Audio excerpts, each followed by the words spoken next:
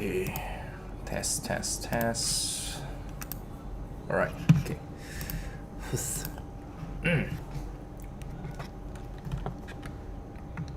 New layer.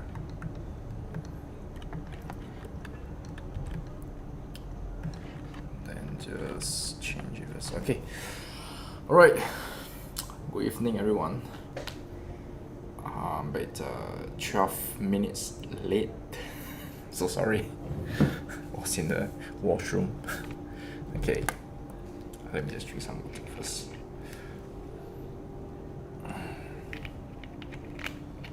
Okay, so good evening, everyone. Welcome to the part 2 for the 1% Chibi class. That's one. And just a heads up before we begin, it's for next week, which is what's next week? So from next week, for next week's 8 and 10 September, there will not be any Chibi class due to the studio will be changed into some offline workshops event. That's one. Due to in Singapore, next week from 7 September all the way to 11 September is a school holiday for the I think what is it called, college kids and below, yeah. So or high school, yeah, college kids and below, yeah, high school and college kids, yeah. So the studio will be changed to offline workshops event, hosting some workshops by other creators as well. So for 8 and 10 September, for 1% Chibi class, there will not be any. I'll be putting up a notice at the end of today's class as well. Alright, so with that, we shall begin coloring.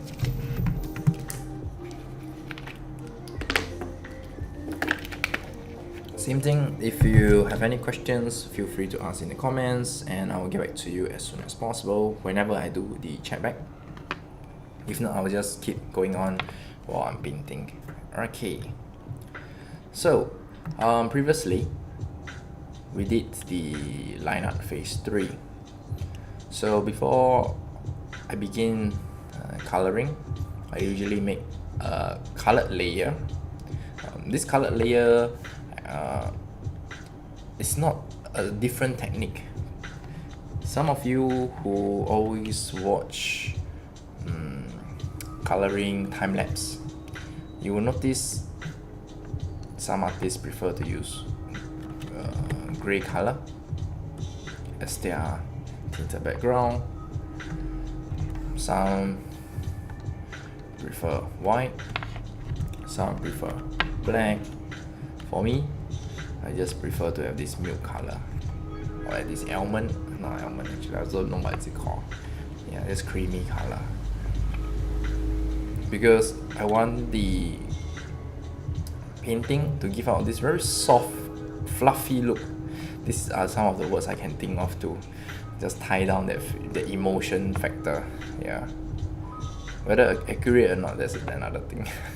Okay, so I like to paint with a tinted background. That's one. Number 2, my brush is set to 80% opacity whenever I paint, so resulting in this kind of effect. You have to understand the concept of my brush and the background, then you understand this whole painting tutorial. Now, just zoom in. With 80% opacity, colors like this, I'll do this, you will have this kind.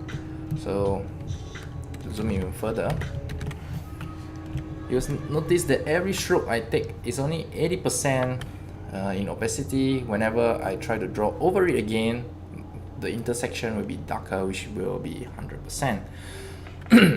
Because of this technique that I'm using, and I always click using alternate,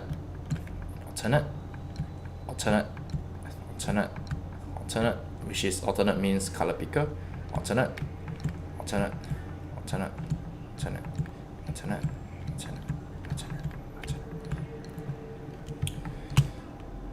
My brush do not have any blending functions. I also don't know how to set it. Yeah, it's like really a very simple, straightforward, slanted brush. That's it, with just 80% opacity. So the blending really requires me to keep pressing this color picker tool, which is the alternate. So in order to just blend this color all the way smoothly, or maybe not even smoothly, you can see there's some rigid lines, to the background color, it requires quite a lot of pressing of alternate, but it allows me to do so. Now, if I were to paint in 100%, same thing.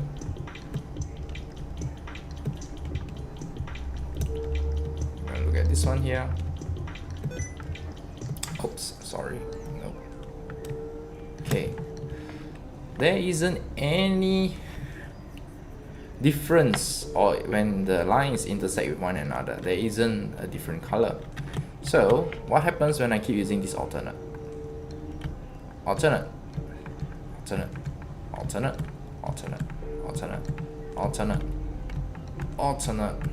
on. Alternate. It doesn't blend. It just doesn't blend. So to understand the way I do things, or to understand the whole purpose of this coloring tutorial, you must understand what JR brush is all about. What is he thinking or using, or his approach. So it'll give you a better understanding of what's actually happening, like how did he do that, that kind of thing. So if you're painting 100% even with my brush, you will not be able to achieve what I achieved. But if you set it below 100, maybe 90, don't say 99 because it's very close to 100, 90, 80, 60, 50, 40, 20, you can achieve this effect. Just that the amount of color picker tool or the blending tool that you need to use will vary from opacity to opacity. And of course, your brush sensitivity plays a part as well. But this is the whole main concept of the coloring phase. It's very tedious. It's very repetitive because you can keep pressing alternate just to blend it. There isn't any shortcut. We're not using any smudge tool. Neither does the brush has any blending functionality. With that, we shall begin doing the phase 1 of coloring, which is color blocking. Okay, so in order not to distract myself, I'll just take that away. And we shall begin. Okay, so when we are painting, number 1, same thing, I always mention this, Tuesday, Thursday, if you're watching, if you're not watching, then of course it doesn't matter. If you're watching, follow my approach. Think like me, do things like me, solve your problems, your current problems, your current drawing problems with me, with my approach. If it's very uncomfortable, deal with it, get it done, and in the long run, it will help you. If you follow me halfway, you go back to your own approach, I can tell you for sure, you'll notice that those people follow will just improve very quickly, and you will find yourself not improving, and you start doubting yourself that drawing is not your stuff. Okay. Number 1, this is the line art that we did on Tuesday. So right now, before we color, I always make my line art darker, but not till not until it's black color. Yeah, so somewhat here. I do not go all the way down. Somewhat here is enough. I'm cool with it. Maybe the third quarter line. First quarter, half, third quarter. Okay. The reason why I use a darker outline at the start and not at the very beginning that I use those vibrant outlines is because with a dark outline, I allow myself to play within a bigger area of colors. If I start using very bright outlines, for example this, I'm limiting myself to only these colors here, because the rule of coloring is do not exceed or do not go darker than your outline color. Okay, so we're gonna use the coloring of the skin tone, and not the traditional way of just moving downwards. I'll be using the bright tone, which is over here, and then the mid tone and the dark tone. Bright desaturated colors, mid saturated colors, dark desaturated colors. Desaturated, saturated, desaturated. Okay, so understand the concept and we shall begin. Any point of time when I'm saying things that are too hard to understand, or I'm speaking too fast, or I said something that interests you but you do not understand what it means and you wish for me to elaborate more, please let me know. Okay, so step 1, we're just gonna splatter the paint all over. We're not gonna worry about the blending, does it match. The most important thing right now, same as sketching, is to make sure that the colors that we want is in place, and the blending will be an easy task. Same as sketching, you sketch out all the required components, and then when the line art phase, you just autopilot and just HD find the sketch line, that's it.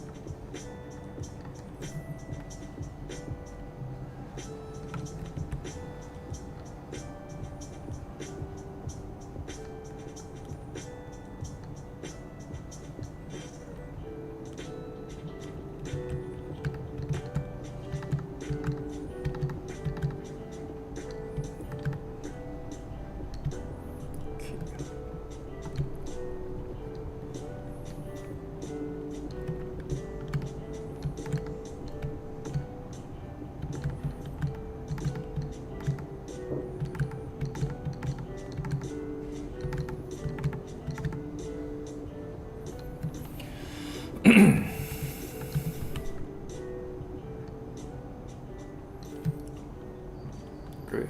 Once we have this, I'll put it over here. Next, continue moving gradually. The keyword here is gradual, and then shifting this slider downwards as well.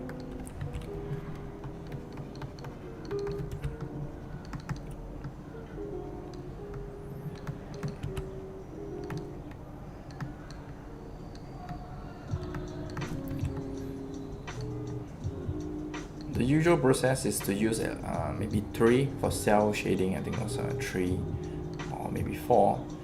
For us, we try to use more than 3. We try to keep it at 4, even to 5, depending on the situation.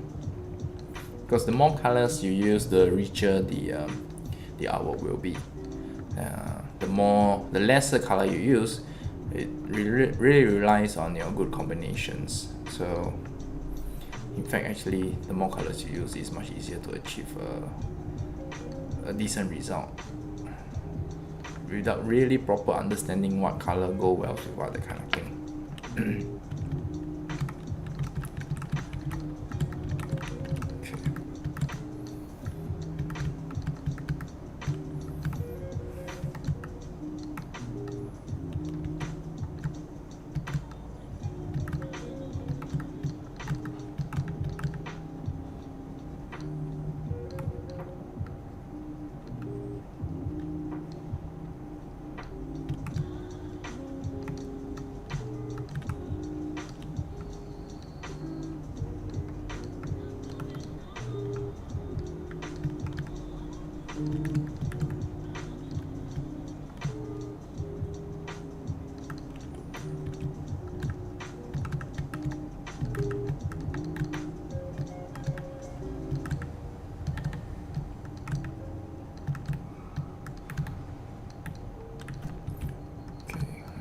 slowly just putting in the colors by the side.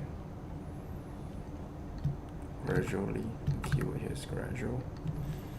Okay, same thing, continue to move towards here. Shift on the slider. I'll be putting my color choices outside of the character, so later whenever I upload the progress shot, and if you wish to color pick and then use the same combination that I'm using, feel free to do so. Totally cool with it. If it can help you to get faster to your results, why not? Because at the end of the day, all of you are trying to improve, trying to understand better in a very intense period, like a very what's it called, maybe 6 hours, that kind of thing. And most of you are doing it as a hobby, so not there to scrutinize you and then ask you to go and figure out your own way to be a better artist and that kind of thing. My job here is to let you enjoy drawing, achieve high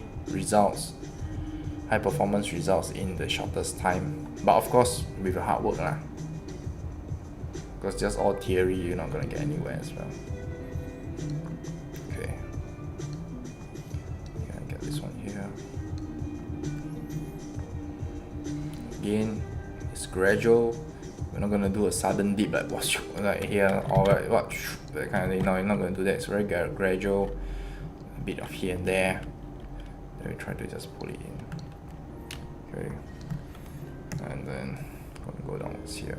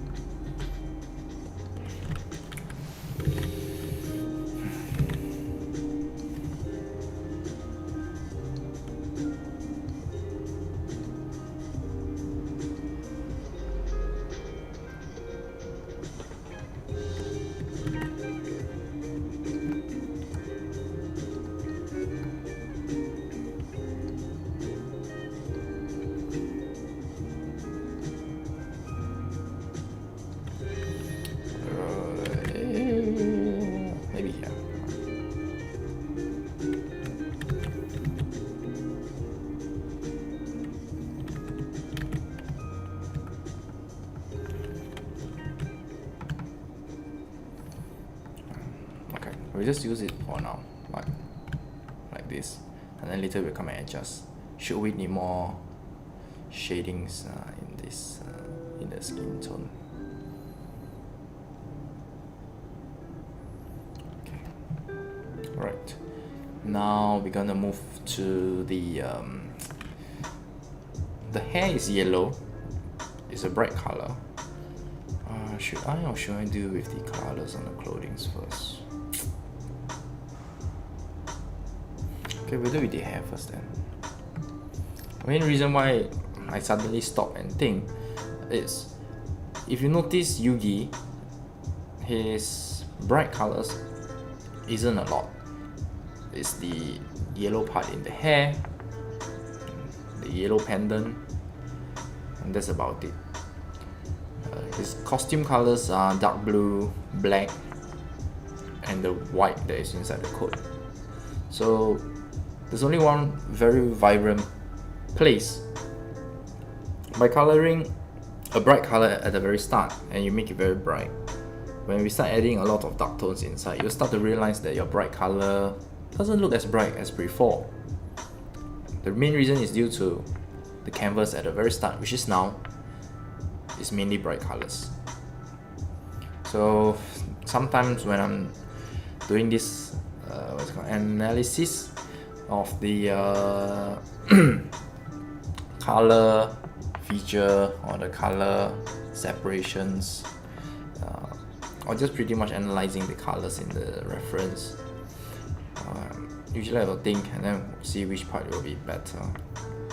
But we'll start with the hair. So hopefully while I start painting the clothes, the hair will look darker as compared to now when I'm starting to paint, and then I can use it as a case study for you. and show you. Okay, so we're gonna use yellow first. I like to use some of this color for the hair. It's yellow. It's very solid, very firm. Kind of like this. Okay.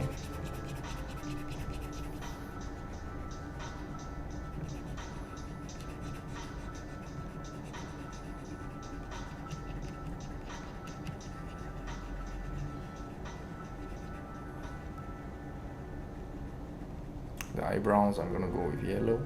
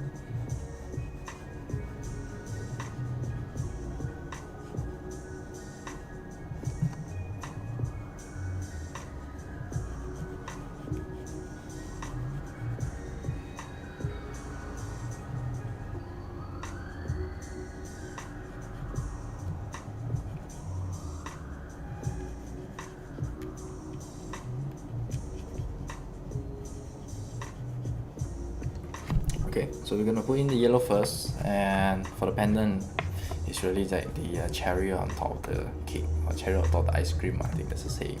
So we're just gonna put it there first. We're not gonna touch that. The main part is the hair, and now we're gonna choose the shadings for the hair. I like to use orange.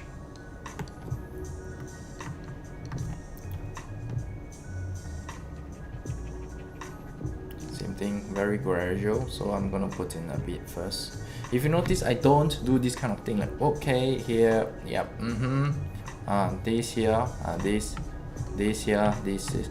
Why I don't do that? It's because if I plot out major shapes of the shadow, it means I need to start blending from this area. I like just created a starting line and then I need to start. I don't like that. I like to do things on the slower pace, meaning I put it maybe here, okay, and then I start pulling from these places. I just put maybe here. I'm just gonna put something here, just a bit first, but that doesn't mean that is the final shading area. So I'm going to put this one first.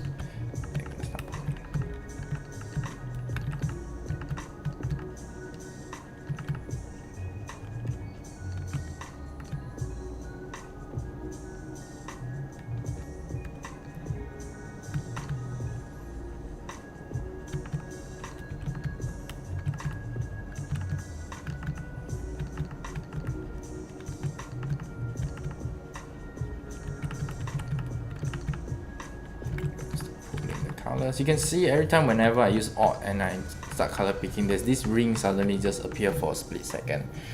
That means I'm actually using the Alt key to just color pick and then start pulling the colors. And I really like this. Although it's very tedious, but I'm kind of used to it. Yeah. But it stresses a lot of the pinky, because I'm using the pinky to press the Alt. So the pinky plays a very important part if you're using this technique. Tactic or technique? Oh my goodness. I think it's technique. Okay, so I'm gonna do this one down here.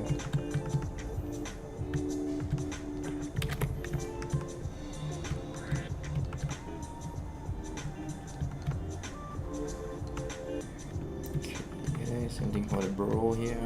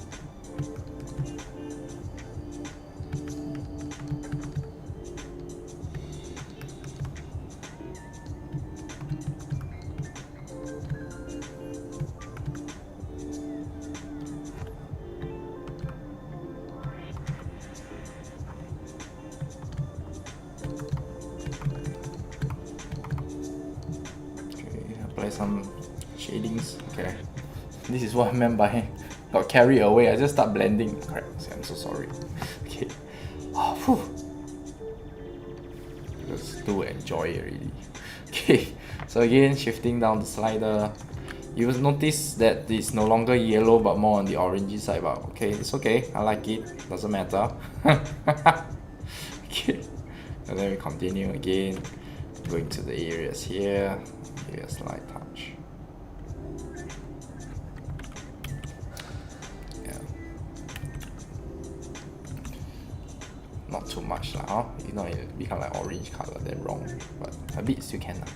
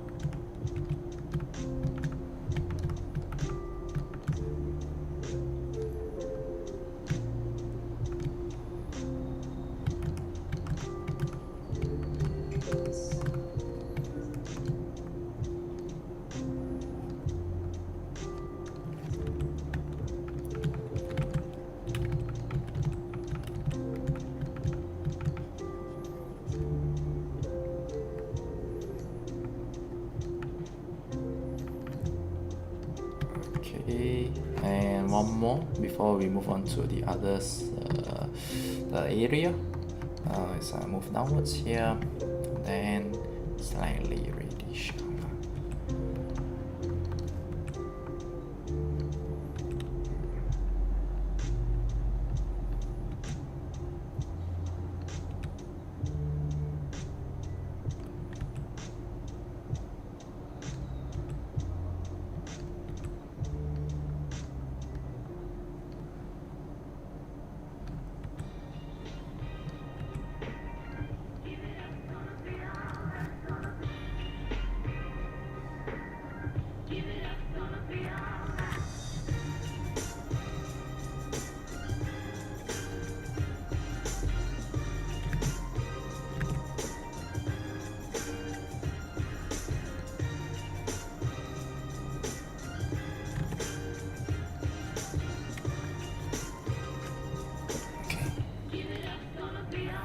Okay, so we're done with that, and we're gonna move on to the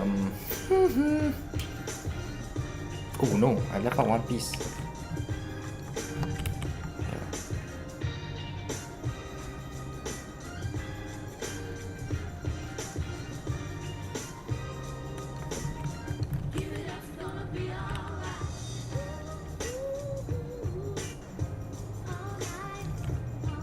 So when you draw, actually you can get very immersed and just forget the time and just keep blending and just enjoy it. So yeah, it's quite dangerous. The power of drawing and painting. It's very peaceful, I guess. I think I would describe painting as very peaceful. I think I'm playing the music too loud. You're just gonna give me a copyright strike. Okay, cool. Hi, DA Prodigal Zone. Hello, hello. Okay. Yeah, okay, I better lower down the volume first. Let's close this one first. Okay.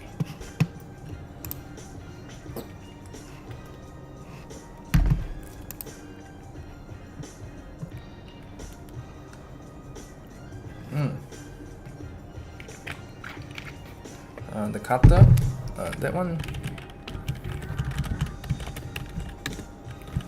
not cuter, cutter, not a printer. It's called a Cameo 4 500. Lazada.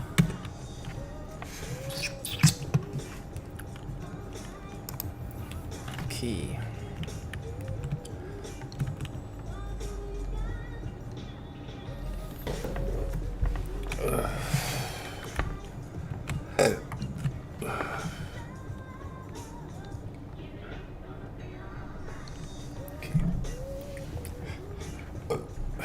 Excuse me. Okay, so now we're gonna paint the black hair. But before that, I think we will try doing the red hair part first. It's quite tricky, but we'll see, we'll see. Let's go and grab a red color first.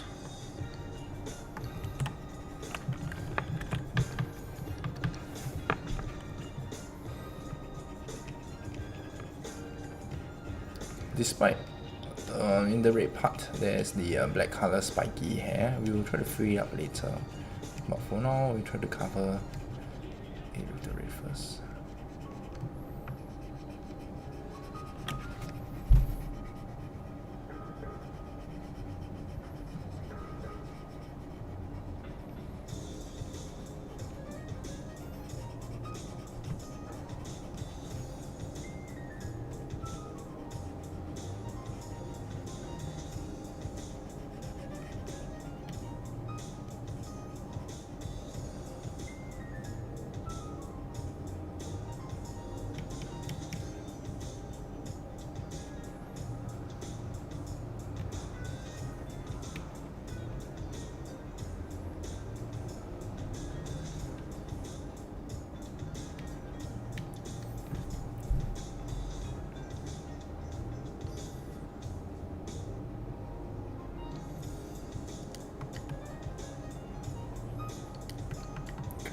And with that, we're slowly gonna start blending it.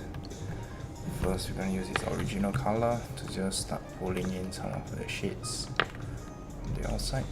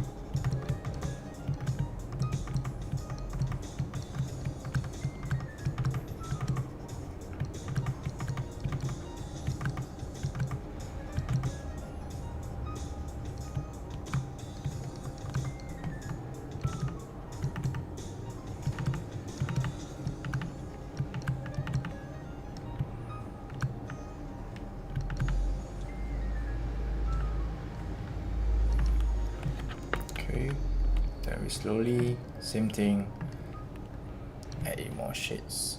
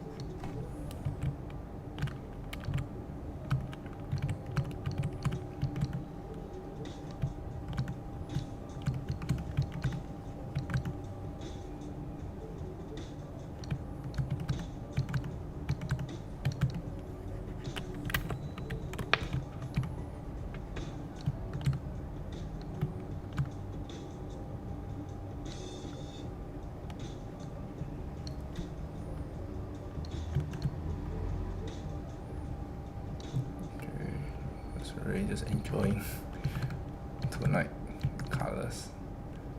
Because what do I always say? Do it gradually, because if you are new to colors or you don't really understand colors, by doing it slowly, the moment you find it looks weird, you still can track back. But if you do in very big shapes, and if like it goes out of control, it's either you delete the whole layer or you just save and close Photoshop or your program.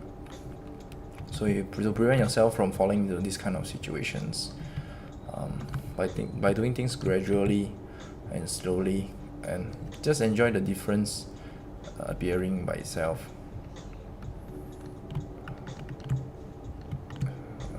The percentage of you actually quitting and closing your program is much lower. So this is something to take note of lah.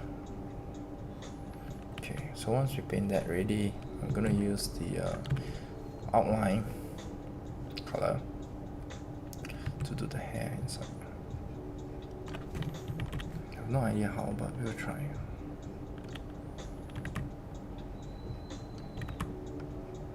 The most important thing is the shape.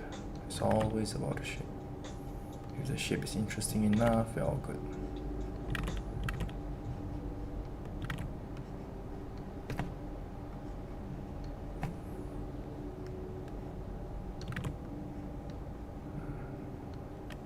Okay. Then with that, we'll start painting. And just filling out the blanks.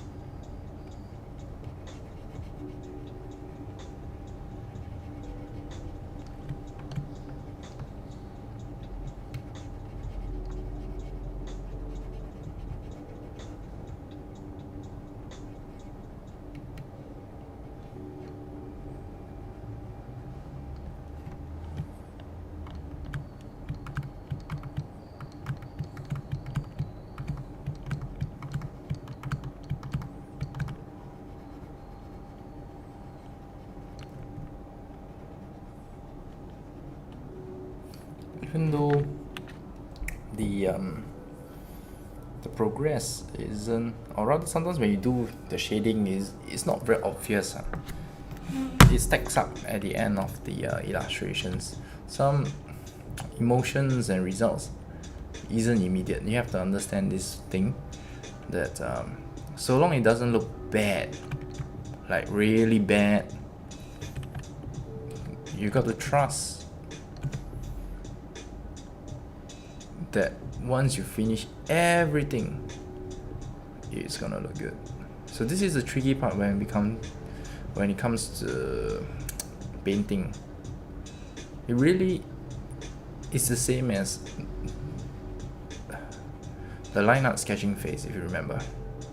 Line art, sketching and everything else, or the sketch and the line art thing. The line art only looks good at phase 3, but without phase 1, 2, or even the sketch, you can't have phase 3. So same thing for painting. We can't have a nice final illustration that is nicely painted without going through the hassle of just slowly, gradually building these bits and parcels of this illustration upwards. So it could be just these bits of hair, which is not the main feature, It could be maybe the sideburn, maybe just this little earring over here. It could be anything. But no matter how big or small that thing is, of course, if it's bigger, you have to put more time, and if it's smaller, maybe not so much time. But the thing is, no matter how big or small, it plays a very significant role in the illustration itself. So when you're painting little details, don't neglect it. When you're painting big details, don't overly spend your time on it.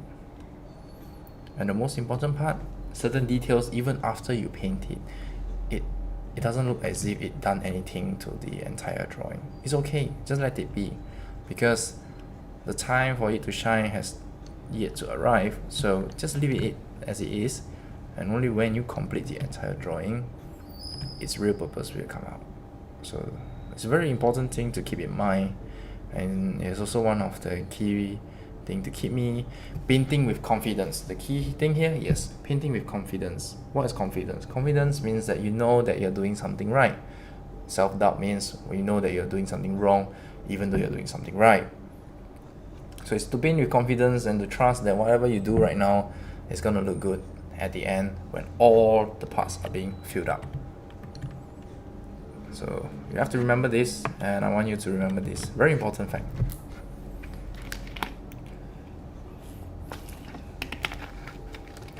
Okay, we got the shapes in, but it seems like this part could just do a bit of help here.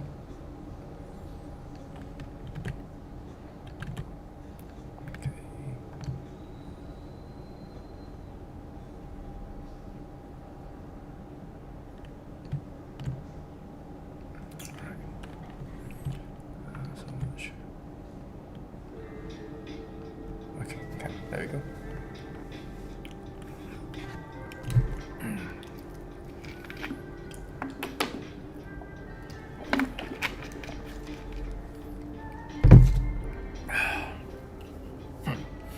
Alright, so now we have done this. Next thing we'll be doing his we'll do his blue uniform, I guess it's called, jacket, yeah, and his trousers. So we're going to choose something that's on the darker side. One thing to take note here as well, be it your reference is a 3D model, figurine, or a 2D reference, do not use the color picker tool to pick the colors and apply it onto your drawing. It's not that it's not allowed, but if you keep using this and without proper understanding, why is it this color, why am I choosing from here, you don't have to know in depth. But if you don't even know the surface knowledge on this, it's really riding a bicycle with the assistance wheel, the baby wheels. You will not grow. You're not putting yourself in a very uncomfortable position, so you will never improve. So I want you to do, if you're always color picking, Tuesdays, Thursdays, don't use this feature. You only can color pick within your own illustrations, and when you are trying to find the colors of your reference, the only thing is to use your eyes. So I want you to use your eyes and then go and see, and if you're gonna fail, keep failing, because I know if you keep failing, you're gonna get better over time. So for me, same thing, I'm not gonna color pick, and I think I'm gonna choose something like this. Yeah, and I think, oh, it's a bit too purplish, then I'll slightly down towards the blue area here. I think, okay, it's cool, we'll try to do with that. Should I fail, I'll learn, and if it's good, I earn. Okay, so I'm gonna do this one here.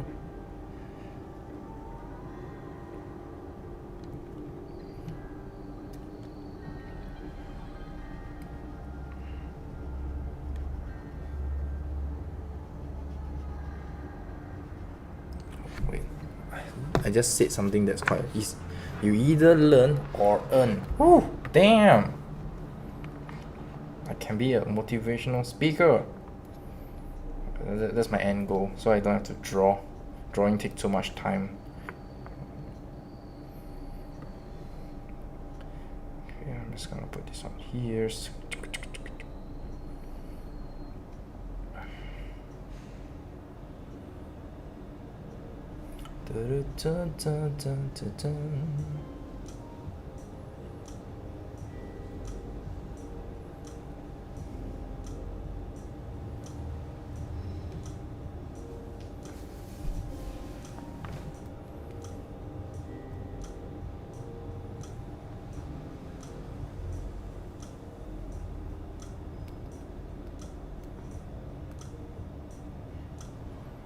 Learn or learn.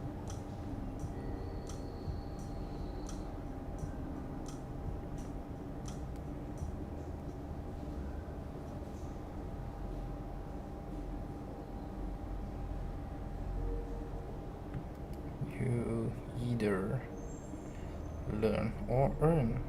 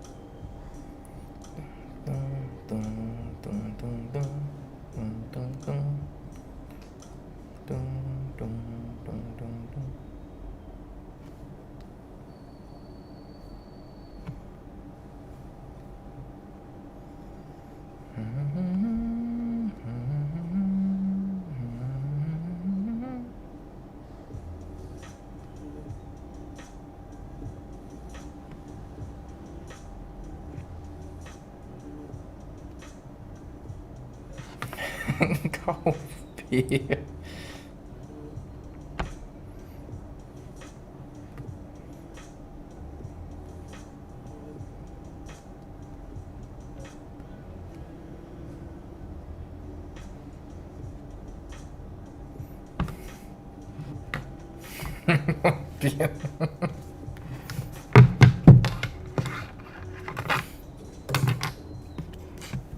Okay, so we're gonna continue this on here.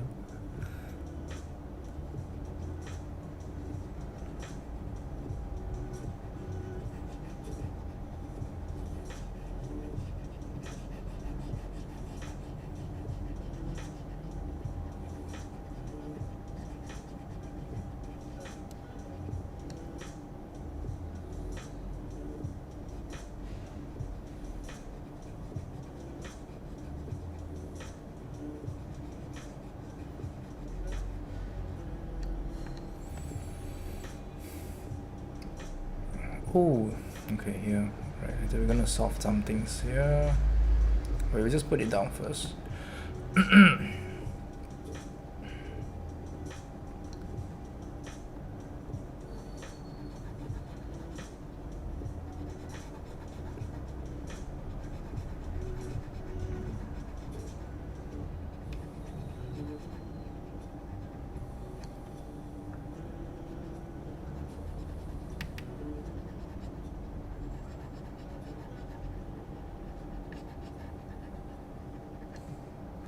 Okay, and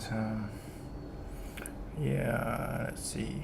Okay, so this is the skin area instead of the sleeve. There's no sleeve here, so we're just gonna paint it this way first.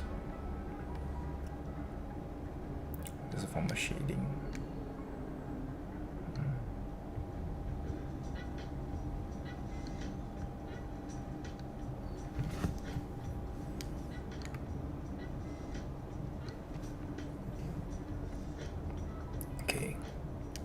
Then for this blue, we're going to use this same blue, and then we're going to apply some shadings.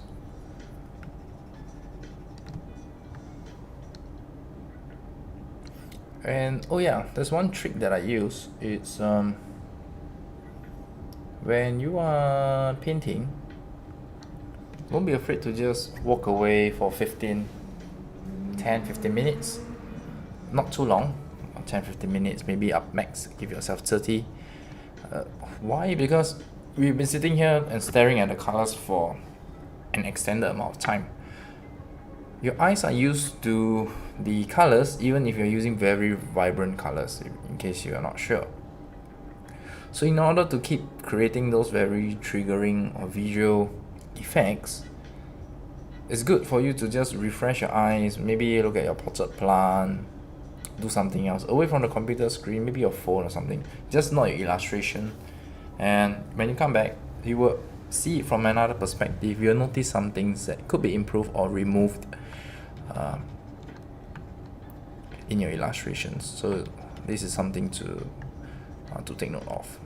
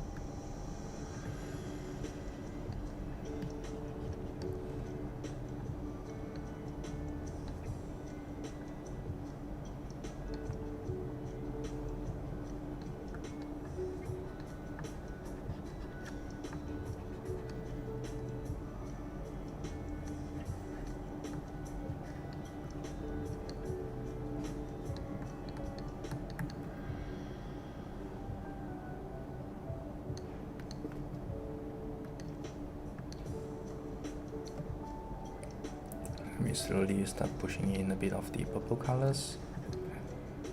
Again, very gradually, not too much, not too little. Just very, very careful. So I want you to observe. Look at the hair now. It's very bright, vibrant, and everything else. Or maybe even the face. Previously, it was very saturated with all the colors, but now you start to feel that the face doesn't look as contrasting as previously. Or maybe the hair doesn't look as bright as previously. So this is what I meant by the colors around the object. We actually the colors around the subject matter will actually affect the visual emotions and everything else. When you didn't even do anything, it's just colors. It's just so magical, I think. So interesting.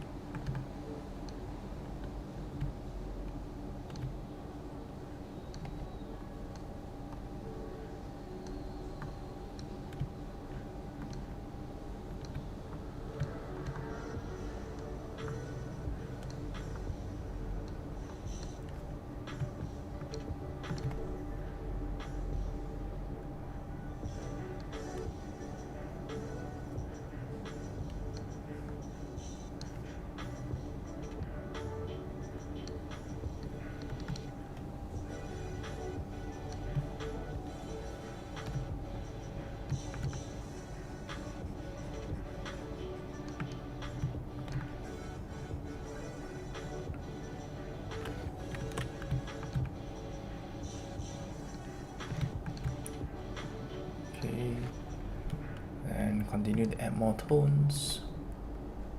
Put more desaturated colors just to make it tie down. Whoa. My leg. Okay.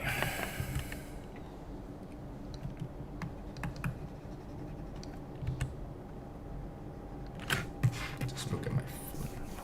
Hands all sweaty palms. So what? Oh my goodness, it's 8:30. 1 hour in already. It's kind of fast.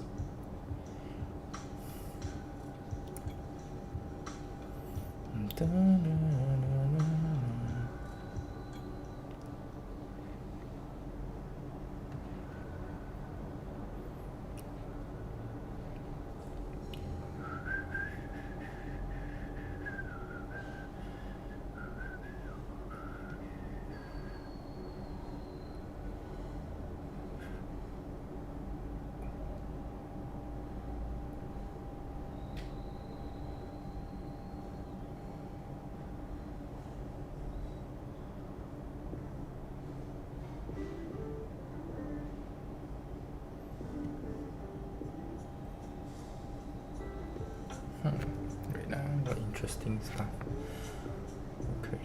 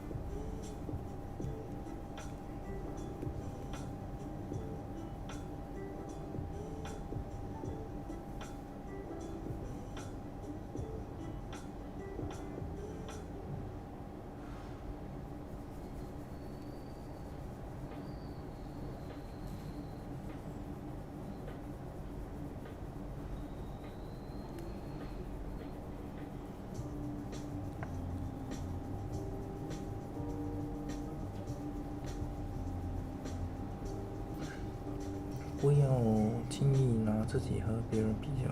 Okay, let's see. You know, there's a rule of thumb that if you run a company, that 20% of your employees do 80% of the work, or that 20% of your customers are responsible for 80% of your sales, or that 20% of them are responsible for 80% of the customer service calls. Same thing, but that's not exactly the rule. The rule is worse than that. The rule is, in a given domain, the square root of the number of people operating in that domain do half the productive work. So you think, well, you have 10 employees, 3 of them do half the work. It's like, yeah, okay. What if you have 100 employees? Then 10 of them do half the work. What if you have 1,000 employees? Then it's 30. And if it's 10,000 employees, then it's 100. And this actually turns out to be a rather ironclad rule. It applies across very, very many situations. It applies, for example, to the mass of stars and the size of cities. So you can see how universal it is as a law. And it's something like those that have more get more, and those that have less get less. That's the Matthew principle, right? To those who have everything, more will be given. From those who have nothing, everything will be taken away. And the economists sometimes call that the Matthew principle. And so what that lays out is a world that's rife with inequality. So you hear this idea that I think it's the 85 richest people in the world have more money than the bottom 2 billion. That's a Pareto distribution phenomenon. And you might say, to hell with capitalism for producing that. It's like, sorry, you got your diagnosis wrong. It's a natural law. Because no matter what society you study, you get a Pareto distribution of wealth. You get a Pareto distribution of number of records recorded. You get a Pareto distribution of number of songs written or goals scored. Like any creative product has that characteristic. And it's partly because as you start to become successful, let's say, people offer you more and more opportunities. And as you start to fail, people move away from you and you plummet. And so, okay, so that's rough. What it means is that there is always a landscape of inequality. What that means is there's always going to be people around that are better at something than you are. And that's a problem, because you can get jealous, and you can get bitter, and you can get resentful, and worse, you can get hopeless, because you look like I have this friend of mine. He told me something so funny. He was decrying his lack of success in the world, and he compared himself to his roommate. And he said, his college roommate was doing much better than he was. And his bloody roommate was Elon Musk. It's like, really? It's like, oh, you're not doing as well as Elon Musk. Well, you can see it would take it rather personally, because they were roommates and everything. It wasn't like he was doing badly. Like, he was doing pretty damn well. It's like, I'm not as good as Elon Musk. It's like, yeah, well, you and like 7 billion other people, But I thought it was instructive, because you have to be careful who you compare yourself to. Now, you can't just not compare yourself to successful people, right? Because then you don't have anything to aim at. You need an ideal because you have nothing to aim at, but an ideal is a judge, and you always fall short of the ideal. So how the hell can you have the benefits of having an ideal without having the crushing blow that goes along with having the judge that always regards you as insufficient? We don't want to let your distance from the goal crush you. So you got to set up a goal, and then you got to break the goal down into parts so that you can move towards it, and you have a fairly high likelihood of doing it. So that's a bit of practical, I wouldn't say advice, it's because it's better than advice. It's some practical knowledge about how to go about achieving an aim. Set a high aim, but differentiate it down so you know what the next step is, and then make the next step difficult enough so you have to push yourself past where you are, but also provide yourself with a reasonable probability of success. It's also what you do with children, right? You want to push them because they need to grow up and be more than they are, right? But you don't want to crush them with constant failure. So what you do is aim high and make the goal difficult but proximal. Who do you know that you can compare yourself to? That's easy. You. Yesterday. So here's a good goal. It's something like, well, aim high. And I really mean that. It's like, and we'll talk about that a little bit too. Aim high, but use as your control yourself. It's like, so your goal is to make today some tiny increment better than yesterday. And you can use better, you can define better yourself. This doesn't have to be some imposition of external morality. You know where you're weak and insufficient, where you could improve. Think, okay, well, this is what I'm like yesterday. If I did this little thing, things would be just an increment better. And well, that's a great thing, because you get the ball rolling, and incremental improvement is unstoppable.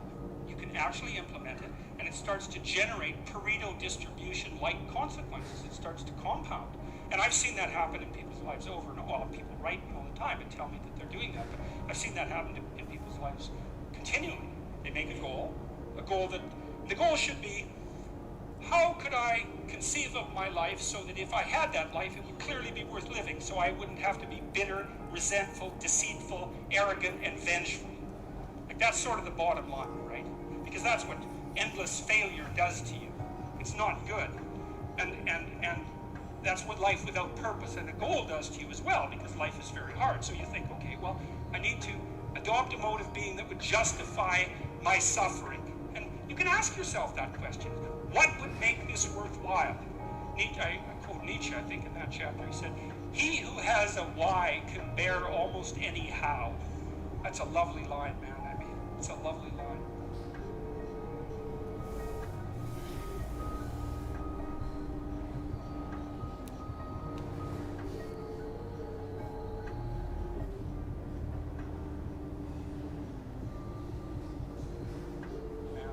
It's a lovely line.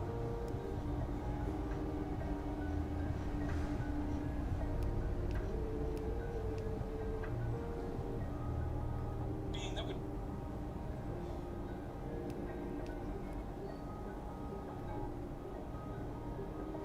mode of being that would justify my suffering? And you can ask yourself that question. What would make this worthwhile? I quote Nietzsche, I think, in that chapter. He said, "He who has a why can bear almost any how." That's a lovely line, man. I mean, it's a lovely line.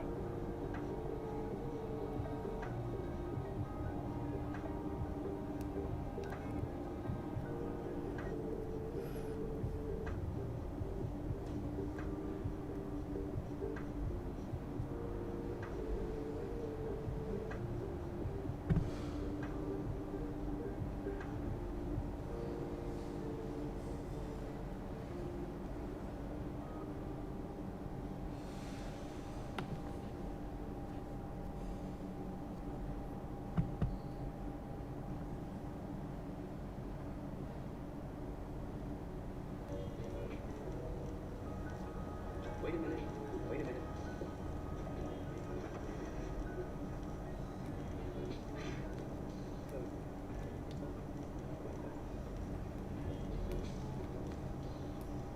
You know, this is, excuse me, a damn fine guy.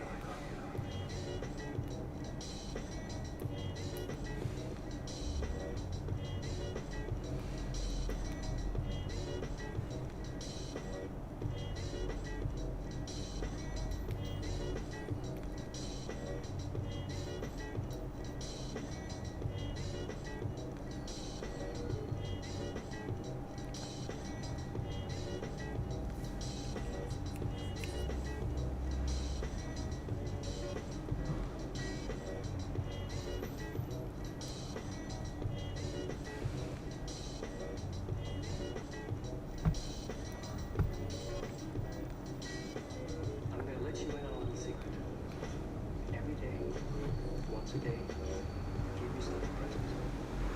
Don't plan it. Don't wait for it. Just let it happen.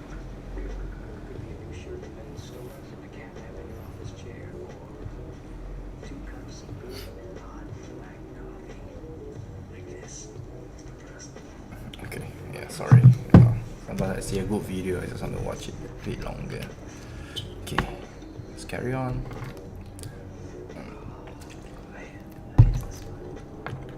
Okay, so we're gonna put this one here as well. Then we're gonna start pulling it up as well.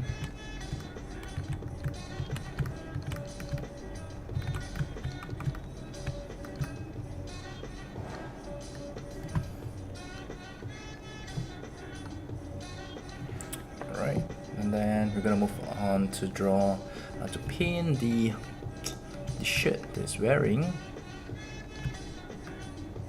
It's a dark shirt, so it's just really dark gray or black color.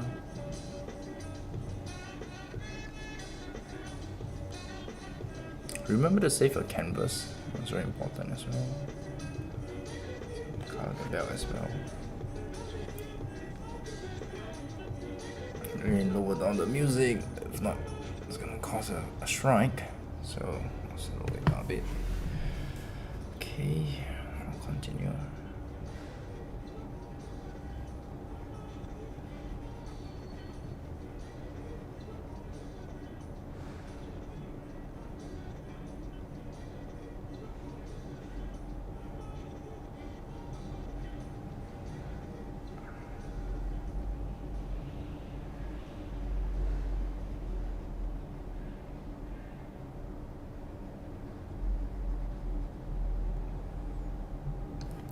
Okay.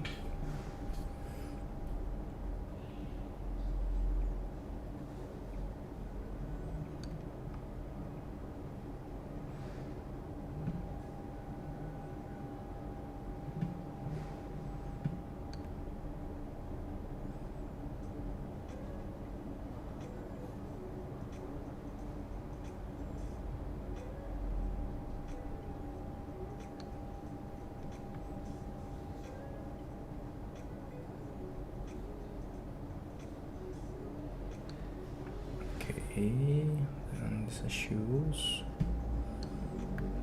Okay, then I'm gonna do the belt.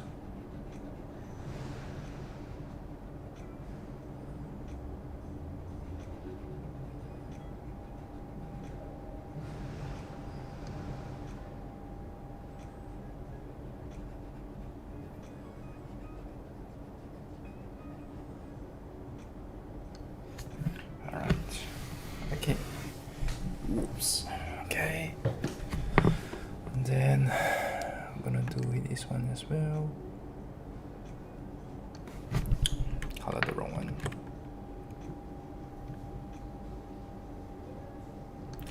This. And then is any more black areas? Don't think so. So we're gonna do a bit of shading. Just slightly moving downwards. Just moving slightly downwards, going down. Over here.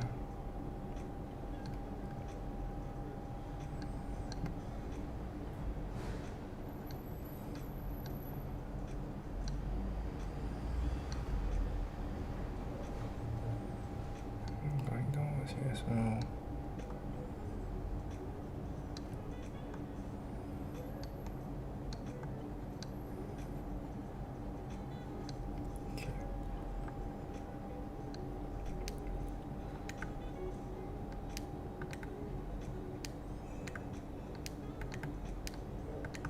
Slowly just blend it.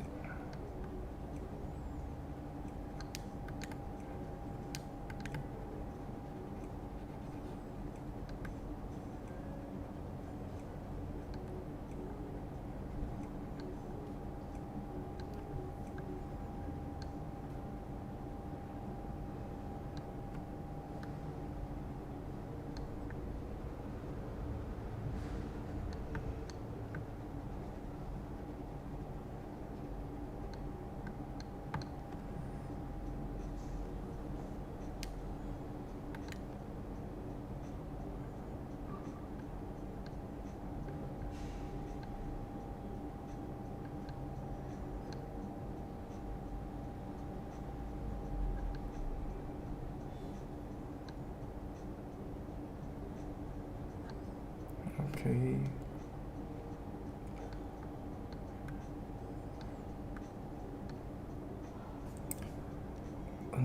Can we afford to add one more? Later then we'll see whether we can afford to add more dark tones, but I think for now this will be good enough. The next one will be the white area over here, because I'm using a very creamy yellow color. So I'm going downwards and going to the red area color here. Apply some shadings.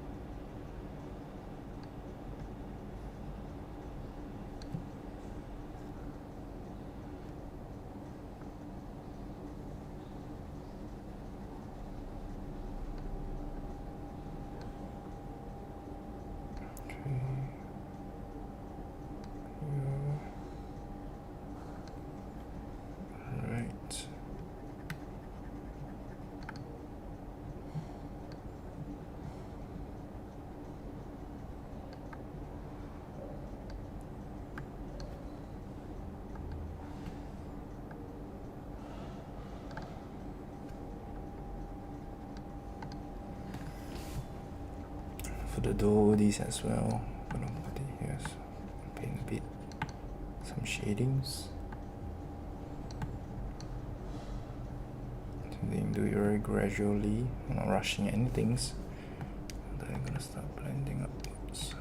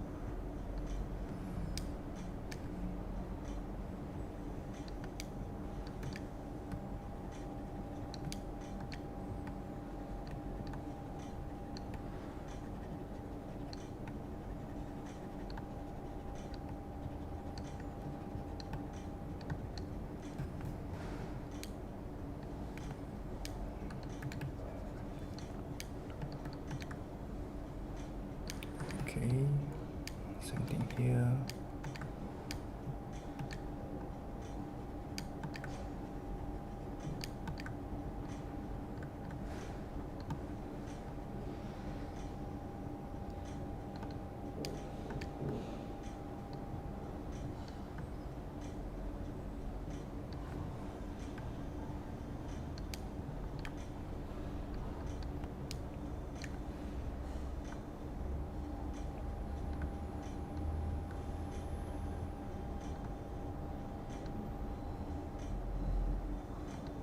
Okay.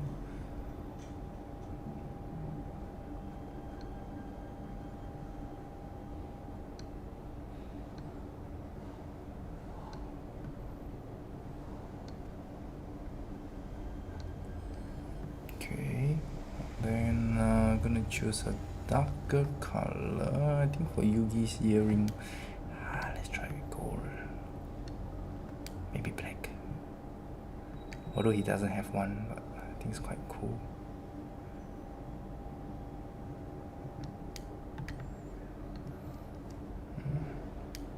So cool. Okay. Going darker here. We're going to red zone.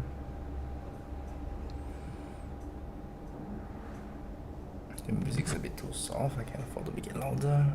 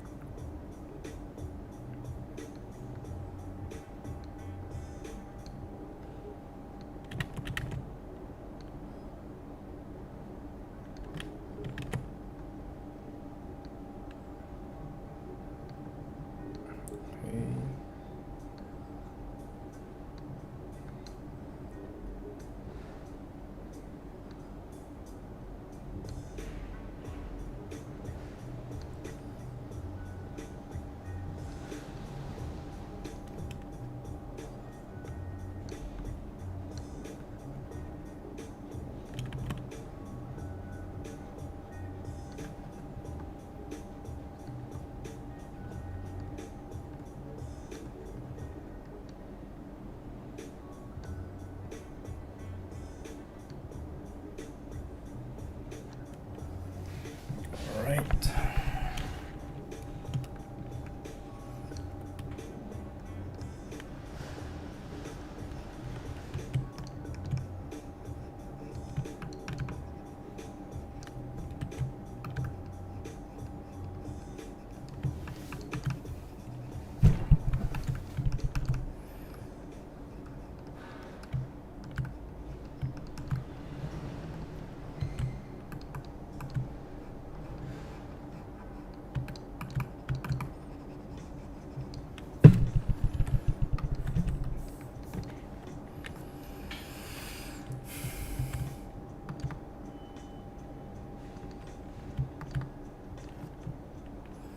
Okay, then now we're gonna move on. Maybe we can still add a bit more, just in betweens here. Just want to emphasize this extra line here.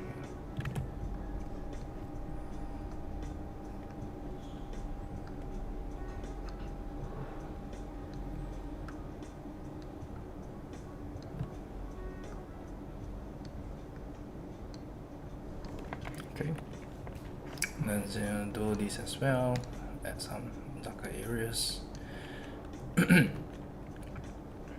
Let's do this it's this red portion, so we're gonna use the same tone, the colors for the hair for the do this.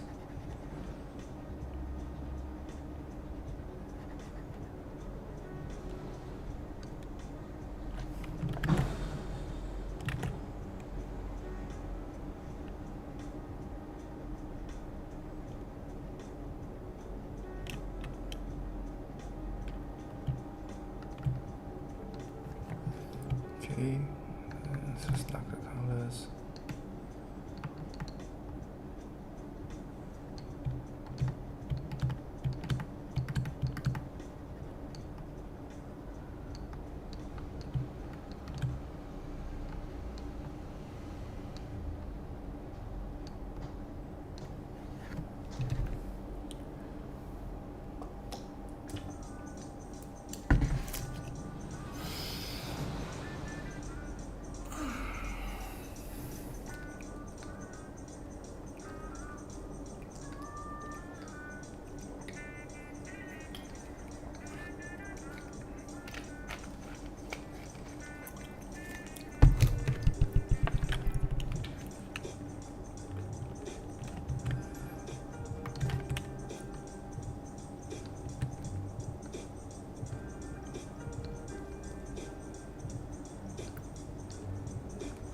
Some darker tones here.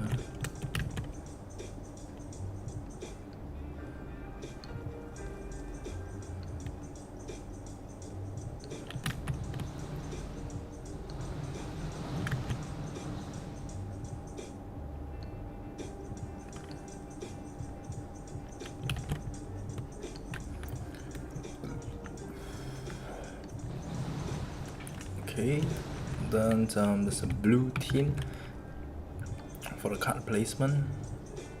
We just use this uniform blue tint. I'll show you in a bit how to do some slight difference, slight variations. Okay, so for the blue tint, let's say in visual wise, generally you just want to use the same color, but you want to do a bit of difference. So I'm going to choose the brighter tone, which is over here, the turquoise color here. And just choose something like that. Give it a bit of dip, like drip something into the color, the pools of colors, and you start slowly push it up. Same thing over here. Slowly, oops. Then you push it up. Then you slowly push it up. There we go. So you can see that there's something going on, but it's not like a solid color. Alright, then we're gonna use the red color and do this.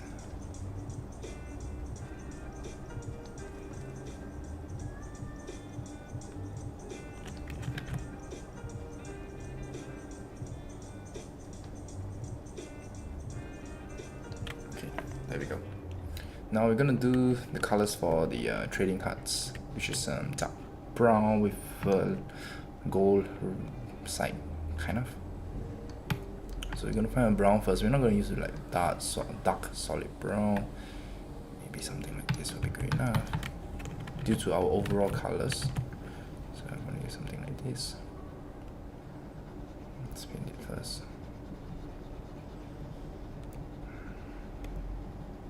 Small details like the pendant and the eyes.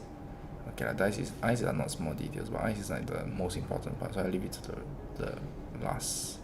Same thing for the pendant. The pendant is a key feature, key detail for Yugi, so I'm going to leave it to the last part.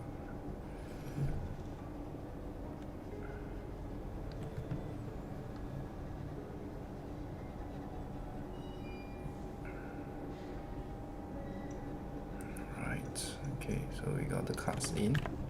Okay, and now we just need to choose a slight variation. Maybe a bit of red here. So just put it by the side, same thing. Just dip it by the side. It's not too much. And then again, so just slowly blending it.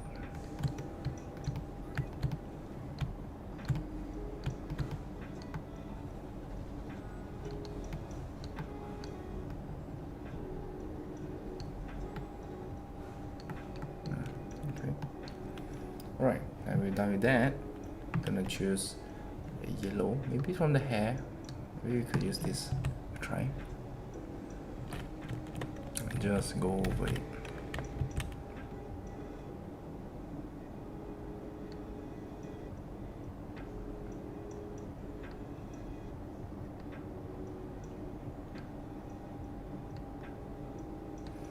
So really painting it 100%, we're not going to zoom in anything, we're just really putting the colors in just to see how it looks like.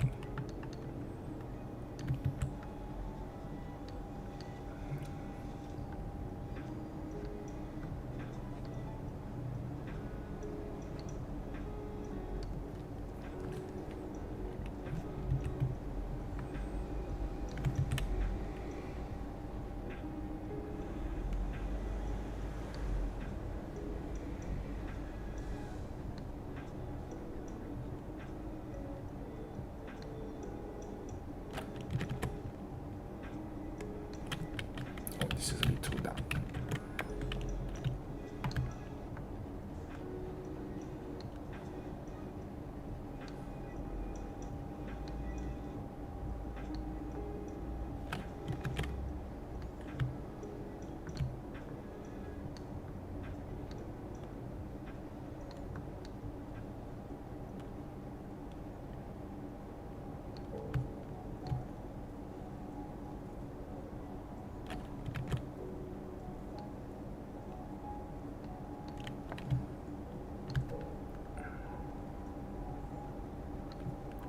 Okay, and then to do this number display, almost a live point display.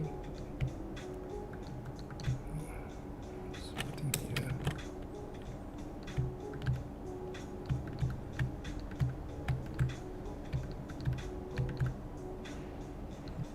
Okay, and then we have the pendant, which is gold color. Gonna use the same color as the hair. Just apply it downwards.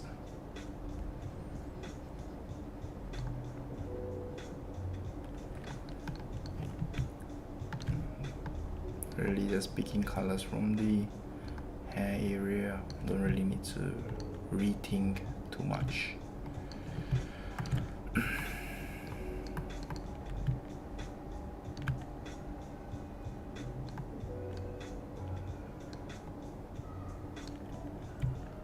So down area.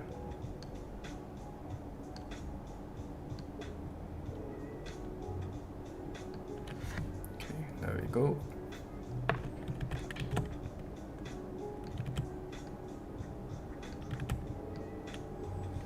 Okay, now we are to the last part, the most fun part, which is the eye. I think it's a bit purplish, a bit reddish, so I'm going to choose something that's a bit purple first, try it out.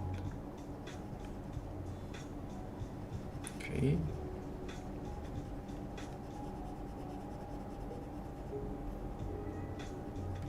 Not bad. Okay, got the vibe.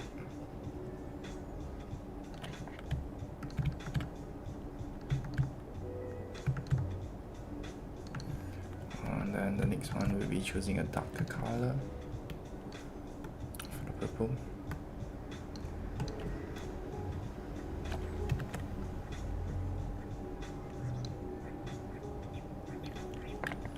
Okay, then we're going to choose a bright color. Let's see what color can we choose. No, it doesn't, it's not, I'm not feeling it. So then I'll probably use a turquoise color. It makes it, it's like literally the League of Legends Spirit Blossom color combination.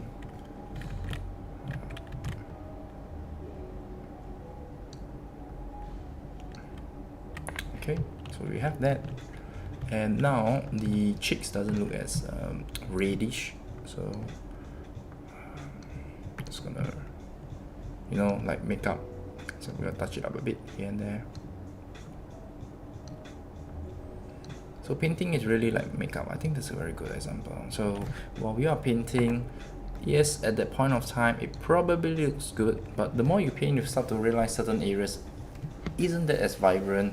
They don't look as solid as they previously was when you were blocking down the colors. Don't be afraid to just touch it up a bit, add in some colors, reduce some colors as you go along. There's no fixed rule in this segment. So now I'm just really randomly just putting some highlights here and there, just to bump things up a bit, and just maybe some chicken scratches here and there. Yeah. Okay, so we're good with this, and we'll take a snapshot, and I shall read any comments if there's any. If not, so I'll just have a maybe 5-minute break, and we'll continue to the blending. But we did most of the blending really, so blending will be much faster on a later part. WIP, work in progress 5. Remember to save your file. Save as JPEG color 1. Save. Okay, there's some questions here. Okay. This will go on a keychain. How does that work? Keychain? Oh no. No, I don't think I'll be making it as a keychain. But yeah, just for fun drawing. Okay. Hello. Okay, did I read your questions? Let me just go and upload it first.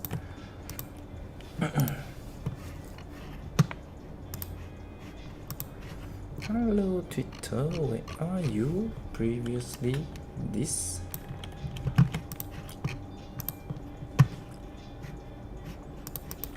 Even here also got problem posting. Create notification account. What happened to the album? How come I can't post anything to an album? It's quite weird. So I have to make normal posts now. Boy, why you make things so hard for me? Okay, I thought it was a bug at my place. Even in the studio, it was like that. Never mind. We shall do this first. Color phase 1. Dun, dun, dun, dun, dun, dun, dun, dun, dun, dun, dun, dun, dun, dun,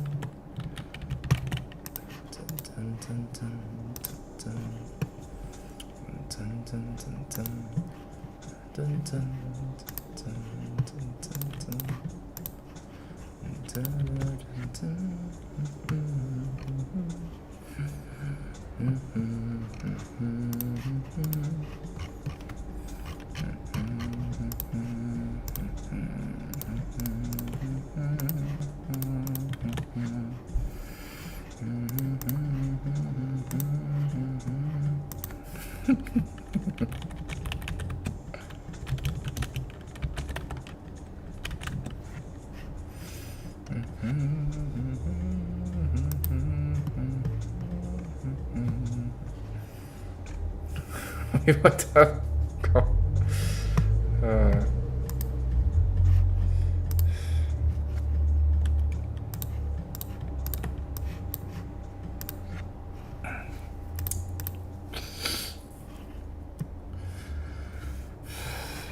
Okay, I'm just gonna put it up here.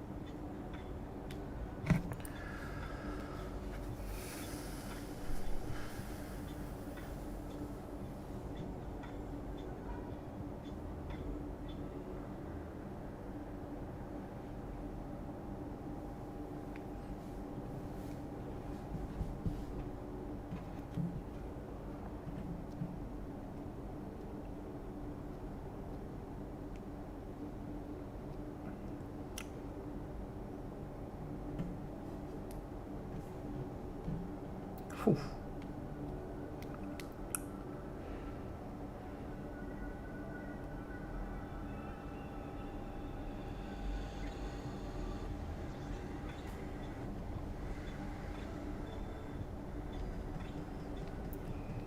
Boom, boom, boom.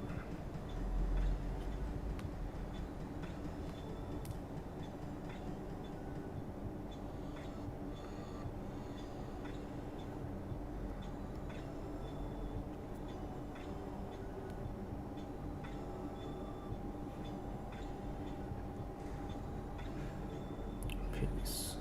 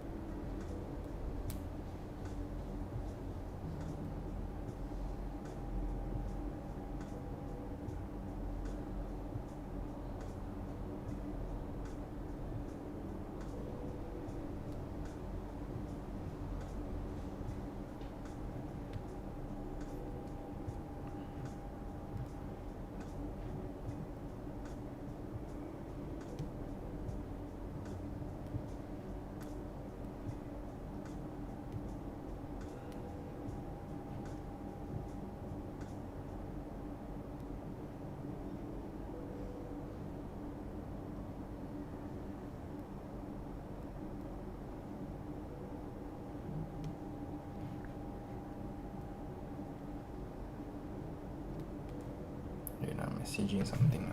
Got something pops up.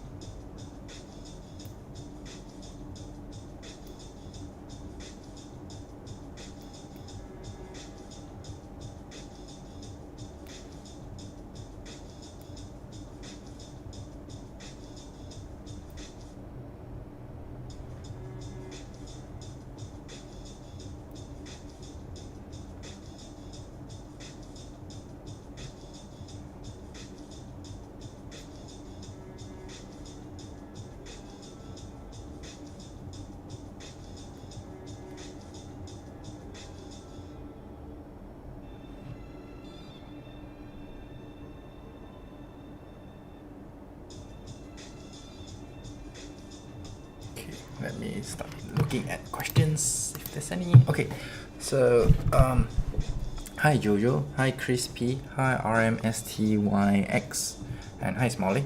Okay, no, just now I was looking through my phone for messages and just solving some issue stuff, but it's all good. Everything is done now. Okay, so let's see.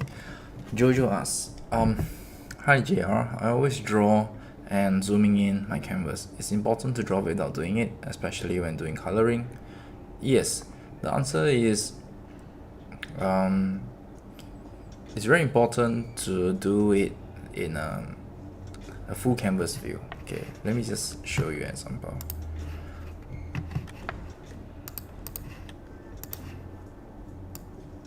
You know, when we draw on a traditional paper, because we can zoom in with a physical item, we can see the entire drawing. And maybe if you want to zoom in, you put your eyes closer to your canvas, which is the paper, or you bring the paper closer to you. But when we're drawing in digital format, we have the tool for zooming in, and we really like to use it a lot, especially when we're starting out. The main reason is you can have the nicest sleeve, but sometimes you might just be carried away, neglecting the rest of the parts. There's two ways to get out of this. If you really like zooming in to do things, one, you either open a new window in Photoshop so that you can always have a full canvas view by the side. If you don't have, maybe it's a different program, you turn on the navigator and put it by the side. Usually all drawing programs has a navigator, so keep it by the side. Even though if you want to paint in the full zoom in view, you have a navigator to show you whether does it look good when it's all being placed together. So this is a very important thing to take note of, especially if you're just starting to paint. But if you have been painting for very long and this is part of your workflow and you are churning out very awesome results, please continue what you do because you found something. But if you're starting out, I highly recommend you to do this. If not, you find yourself painting 3-4 hours maybe on the fingers, but the rest of the parts doesn't look as balanced, thus creating the whole image to be very inconsistent. Yeah. Okay, so this is a good question, very valid. Okay, Crispy is nice, thank you very much. RMSTYX thumbs up, thank you very much. Okay, the Instagram, I'll put it in this card. Oh, okay, DA Prodigal, okay, I got what you mean. The keychains and stands are for people in Singapore who sign up for the physical class, meaning paying 88 SGD, sitting with me in the studio and learning. No, I'm not going to give you money. No money. No money. Yeah. Okay. Let's see Instagram here. Okay, got it. Yeah. So that one is really for the people who sign up. They come into the studio. They sit with me, and they understand what's the painting process like, and I really go to their desk and then either they send it to me or go to their desk and then teach them how to draw. Yeah, so that's the keychain part and the standee part. Yeah. Do you use a different brush to paint than line art? No. The brush sets that you get, that you had from me previously, I had multiples, but now I only have 3 or 4 because that one was my desk home computer. All my brushes are the same and they only varies in the size, but when I paint I tend to go up to, maybe you can see over here, 400 or 500. I paint really big patches when I'm blocking colors. I don't use 40 and then I start doing this because it takes very long. So yes, the size matters when depending on what I'm doing, but all the brushes are the same and I'm just using it. Think it in this manner. So I'm drawing on the wall. I draw with a pencil because it's very thin, so I can control. And when I start painting those bigger patches like the white and stuff, I'm using this roller or a big paintbrush to just faster cover up the parts. So depending on the situation, I use different sizes, but generally the settings and all the differences between the brush, and they are the same. Yeah. Okay, got it. Awesome. And just drink some water and we are ready to start blending.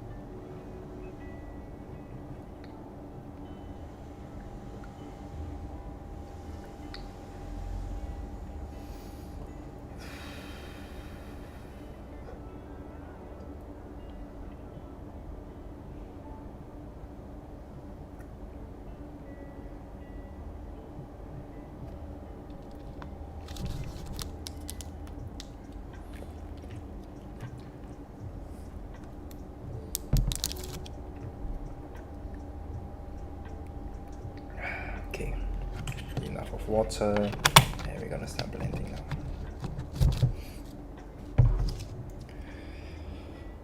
Dun dun dun dun dun dun dun.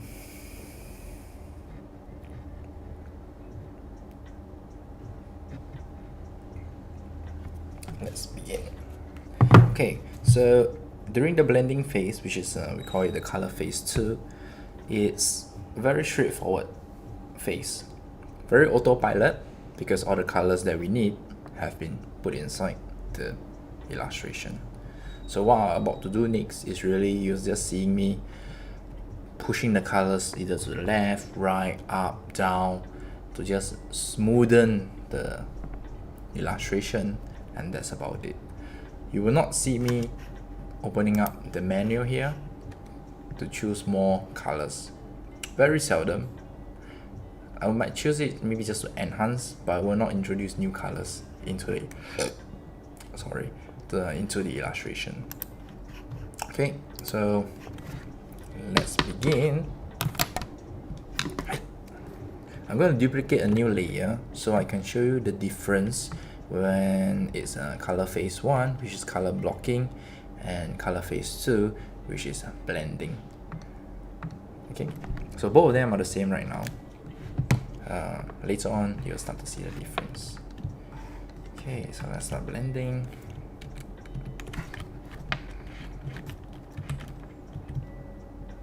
Every time you see a random ring, not a random ring, the color ring appearing, yeah, that's the activation of the color picker 2.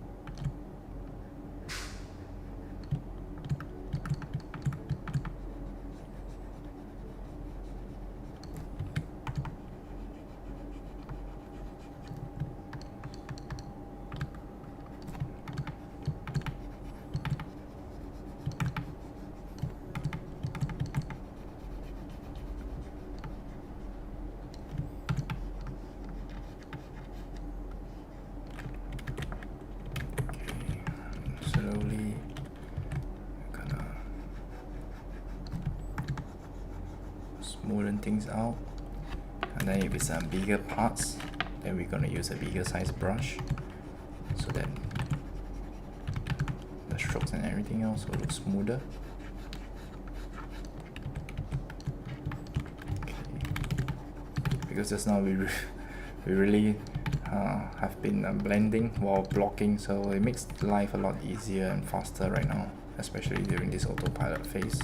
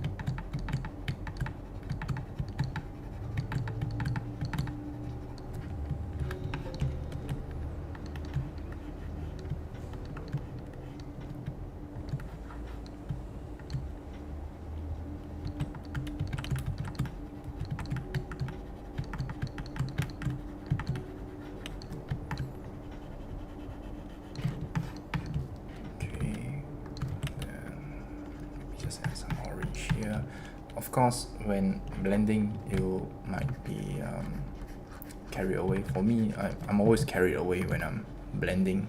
I can be so focused just to create certain shapes, but is it really helping the illustrations? Is it creating a new pattern, a language, or is it causing a conflict flow? So I'm keeping the left side in a full view. So should I start sharpening up all this shape and edges? Everything will look balanced. The keyword here is balance, and the colors and everything else are being harmonized together, rather than the hair is by itself, or the what should I say? Besides the hair by itself, and maybe the eyes is by itself, and it doesn't look as like a character in a whole. So as a whole, sorry, not in a whole, as a whole. So it's something to really pay attention to when you are painting. That's the main reason why I always emphasize, whether is it drawing, line art, painting, always keep as 100%. I enjoy painting at 100% or even 66%, as you can see now. But why do I choose it? So that when I focus this area, I know I'm having a lot of fun doing this. Yes, it's so fun doing these little spots here, but is it really making a significant change? If it's not, then probably I should start reminding myself, like, hey bro, I know you like this painting this area here, but it isn't really the input isn't there, or isn't as much as the output, which is the results. So probably maybe you want to invest only 5 minutes, tops 5 minutes, and that's about it. But the hair or the eyes, which is not very big but very important, maybe you want to invest more time in it. So this is one of the main reasons why I like to keep the 100% view instead of just looking all the way zoom in. It's really keeping myself on track.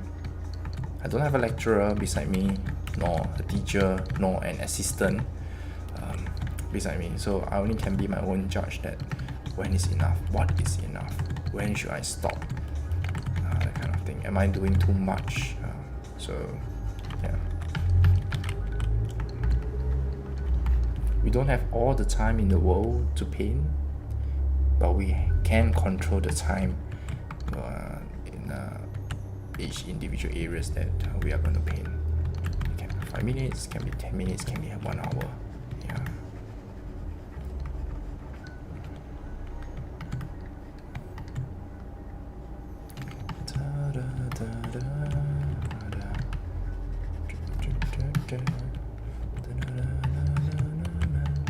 I feel that there's a big chunk here that's very not smooth, so I'm just going to take it away.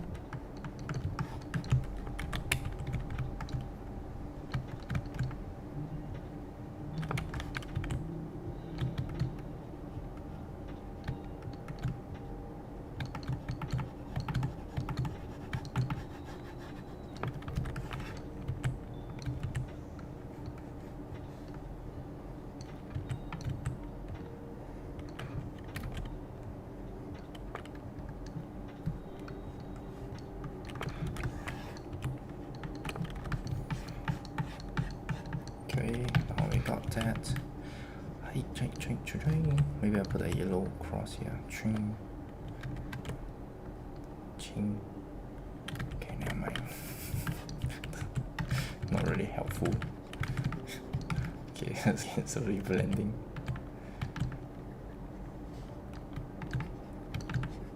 when you paint, you just like make some sound effect, shisha like that. I'm not sure you all do that or not, but sometimes I might just talk to myself and just like shisha.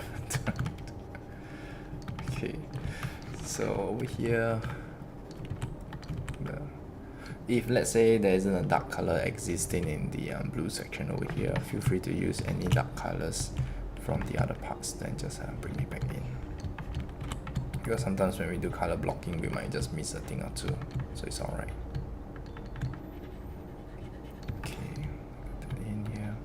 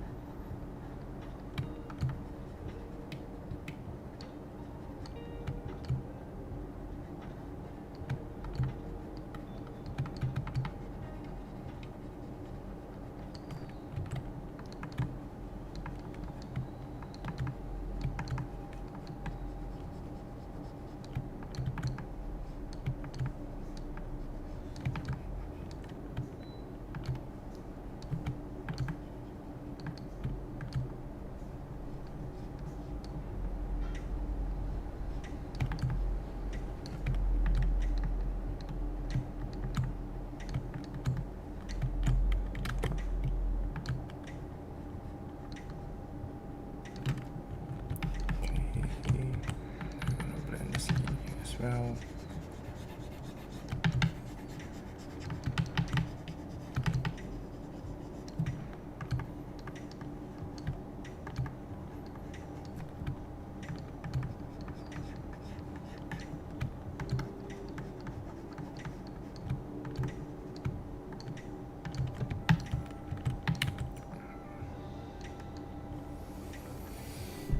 does it look good? Kind of like very forced in, so I think we just do this.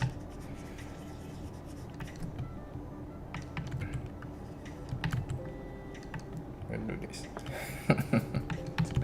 Okay, let's continue and see how. Again, blend.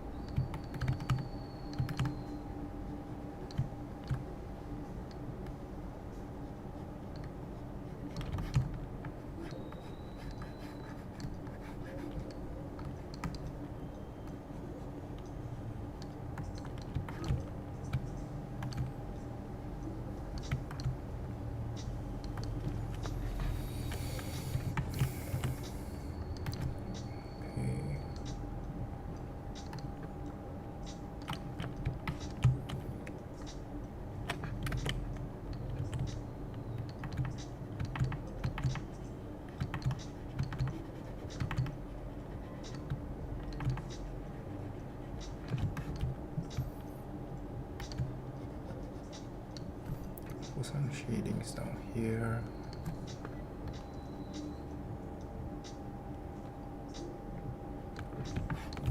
Okay, then we're gonna blend this area here as well.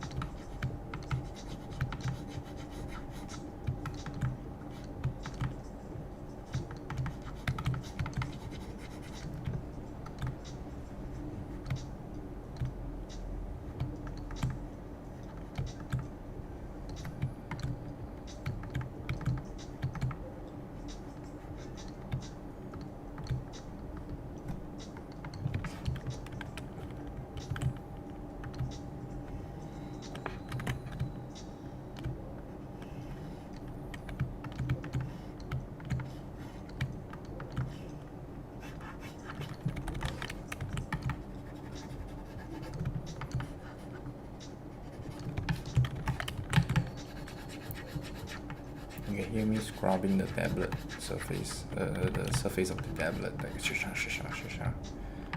Yeah, just really pushing the colors in.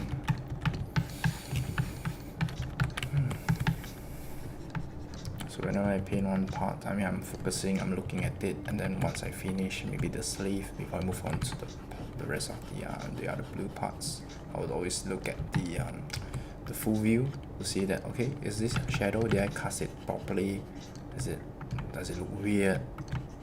So there's a lot of self-checking, and there isn't like a checklist like, okay, hands, now head, now hair. That there isn't something like this, but it's really based off your intuition, or if not, you want to start things off more consistent, then you really, every time you finish one component or one part, then you just look at the 100% view. Yeah, just take a look at it. Don't be afraid to spot any mistake. You should be really happy if you ever feel weird after blending the image, because it shows that you notice something. It means that your eyes has grown beyond, or rather grow past your current skill sets. So what I mean by that is, when your eyes, there's two components when we come to drawing. One is your eyes. Your eyes is linked to your brain, which is your visual memory, your image library, I think that's what they call it. So that's your eyes, okay, that's one. Two, your hands, which is your physical skills, the output. So when we draw things, we are using our eyes and our hands together, okay? Very clear. But sometimes you have this situation that you look at your drawing and it looks weird. But no matter how you edit, it doesn't look nice. During this situation, we call it, or I call it, because I feel it really is that the eyes and the visual library has improved, maybe based off previous images or reference or whatsoever, is that it sort of know that something is not right and it could be done better, but the current skill sets isn't on the same level as your visual library and your eyes. So how do you get out of this situation? Well, one, you keep erasing and you keep redoing. Two, you ignore it. The first one will take a lot of time. The second one is, okay, you ignore it for now. You're going to change it later, but for now you're just going to put it there first. Continue, carry on, do the rest of the parts, then come back and look at it. Can you solve it? If you can't, never mind, it's okay. Acknowledge that part is going to look weird, but you still don't understand. Post it online. 80% of the time, whenever I post something that looks weird and I don't understand it immediately, the moment I post it online, 80% of the time, I somehow, for some weird reasons, I know how to solve it in my future drawings. 20% maybe can't, then I just continue drawing, ignore that, never mind, who knows, maybe 1 year later I can solve it. But the key thing here is, whenever you feel that there's something wrong and you're unable to solve it, see it as a challenge, and if you can overcome it, you're going to improve. But if you can't, don't be too harsh on yourself and just put it there for now. But the most important thing is post it online or put it somewhere that you can see, not for the people but for yourself, that you can see, so that you can always check back and see whether 3 days down the road, after drawing 3 more drawings, look back, have your visual library developed a solution? No. 1 month worth of drawing. Now look back. Can you solve it now? Maybe you can, maybe you cannot. I'm pretty sure down the road, no matter 1 week, 2 weeks, 3 weeks, 4 weeks, 1 year, I don't know how long, but you're gonna solve it. But if you just save it and chuck it into a folder that you never open and nobody's gonna see it, I can tell you for sure, you'll forget about this problem and a solution will never come to this problem. So this is something to take away, and I want you to understand that whatever you go through, whatever situations when you paint that you go through, and if you don't understand, it's a signal that you are improving. it's a signal that should you overcome it, you're gonna get better. See it as a quest, a job quest in all your mobile games or your online games, that before you can proceed on to the next tier, the next level, you have to finish this final boss, and then that's where you can unlock your new skill sets. It really is that simple, nothing too cringy, but if you really put it in such terms, it really is. So this is something I want you to take note, take away from today's coloring lesson. Yeah. Okay, and this is something I keep telling myself whenever, even till today, should I meet a situation that I don't know, for some weird reason I start painting and I just don't understand. I see it as a golden opportunity actually. Every time when I'm drawing, and if things get too easy, I'm actually worried, because am I improving? Have I reached my bottleneck? That this is the end of drawing chibis? Is it that kind of thing? I'm more worried when I don't have any challenges. Of course not until extreme, until I cannot solve or even draw like broken pinky or broken thumb, that kind, but just situations that the colors doesn't look good, not because of emotions, it's just that no matter how I paint, it just doesn't look good and stuff like that. So I'm worried on days when things are too smooth. I'm worried on days that things are too pleasant, like wow, everything looks so good. It seems as if it was a stroke of luck. So whenever I have a challenging character, like the commission work that I did for 4 days 4 days, damn, yeah, it took quite a while, but 4 days, yes, it was very challenging. I learned how to control light colors and create a variation. I understand how to use color outline to emphasize the character, but yet not too overemphasizing and not overdoing it until it draws away all the attention from the coloring. So I want you to see this also as an opportunity for you to grow, as a quest for you that you should overcome, and by overcoming it, you're gonna be better, and you will not see it as something to shut you out from drawing. That's something I want you all to understand, and that's the whole key point of naming the Chibi class as 1%. So if you can survive my class, and if you can keep up with whatever situation that you're in, if you can keep up, no excuses, because I don't want to hear anything. Don't tell me you got things here, you got there. I can tell you I'm busy as much as you are busy. Everyone is busy. So if I can do it, you can, and if you can do it, you're legit the 1%, because I can tell you there's so many people who just start, they draw one and they're satisfied, and probably they'll start picking up their pen, probably, who knows, 1 year later, 1 month later. In case you don't know, when we say how long you have been drawing, it really means how long you have been drawing. So if you have been drawing for like on first day of January, day 1, and you stop and all the way until maybe February, day 1, you don't go around telling people you draw for a month. You just tell people you draw for 2 days.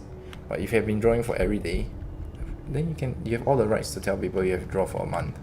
So when I say you draw for a month, not necessarily completed works. Don't misunderstand this part. Not necessarily completed works. Can be work in progress, draft, I don't know, doodles, whatever. So long you just touch your pen. How much or how long you touch your pen, I don't know. Up to you. But if you are always just doing here a bit, there a bit, then yeah, you're gonna get better. And it's really tough. It's not easy to do something consistently. It's really not easy. It's really easy to draw the first drawing very nicely, because we call it beginner's luck. Yeah. And it's through beginner's luck it makes you want to draw the second one, third one, and fourth one. And it's only when the problems come in, then they start filtering out the 99%. Okay, so we're done with this one. Then we slowly move on to the do this.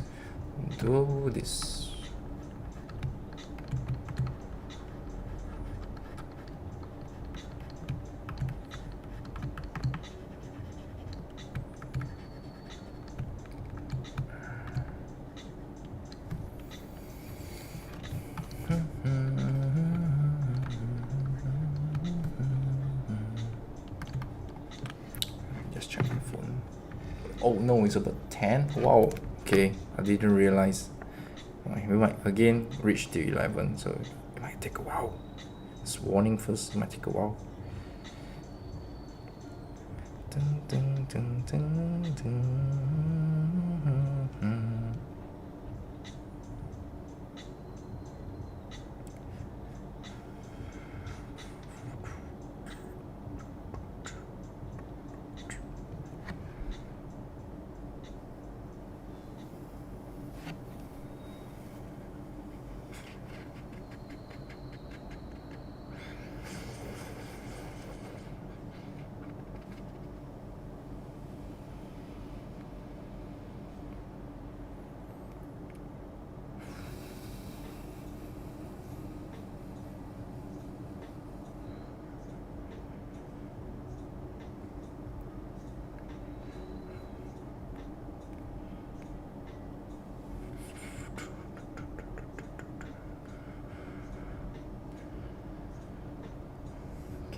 Minute lah.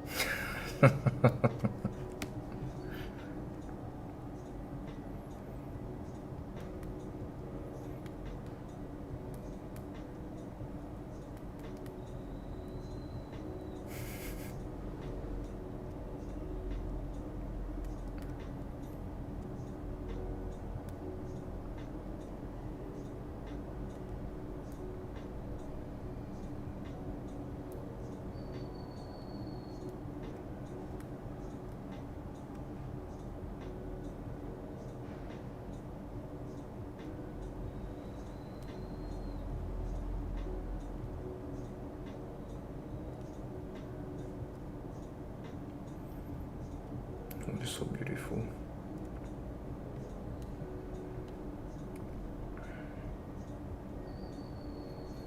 Ceramics.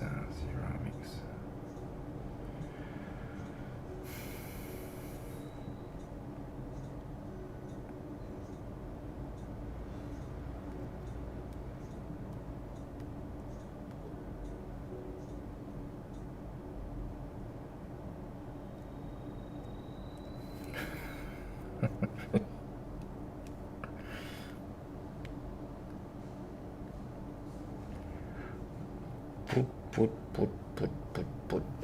Okay, let's continue. Okay, so we're gonna clean this one up here as well.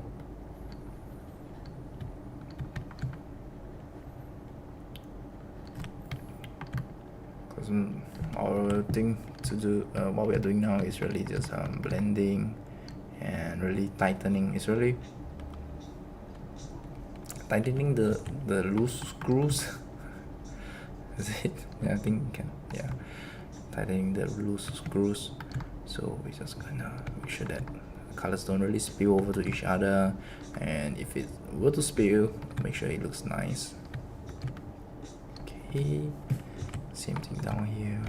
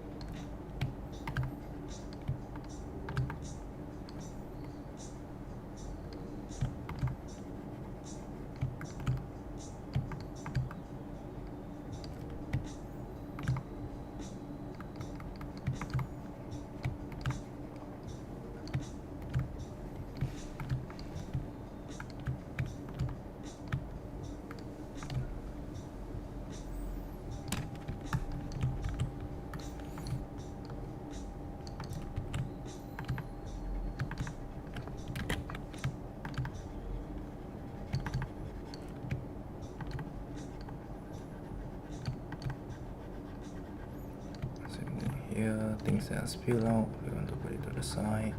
No, sorry, what am I talking? I'm too tired. What spill out, put it to the side. My goodness. So if the colors spill out, we're gonna push it back in. Put it to the side. Okay, can put it here. Okay.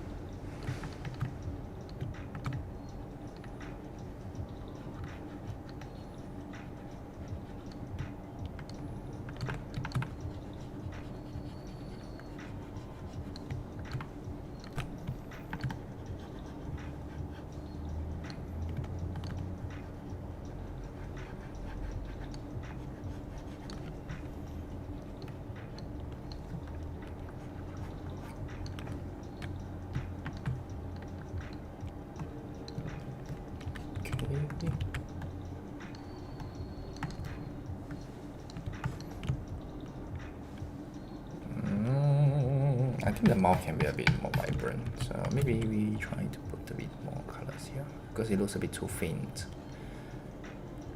Okay, let's try.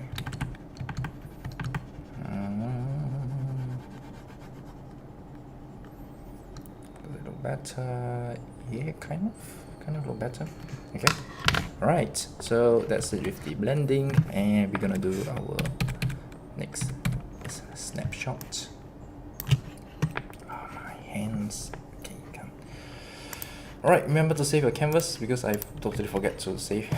Okay, and yeah, I'm gonna save this. Save as WIP6. I'm gonna close this. Going down to the JPEG here, and we're gonna name it as color 2. Alright, throwing it up to Discord.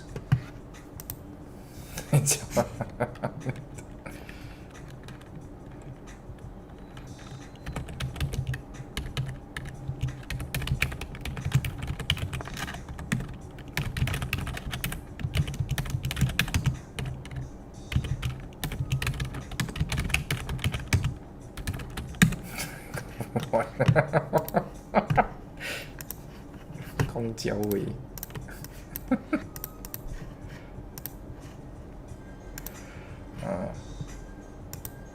Ôi.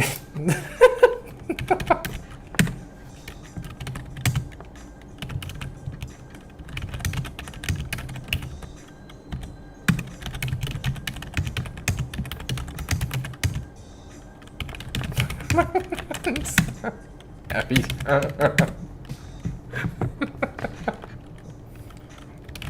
Chào Huy.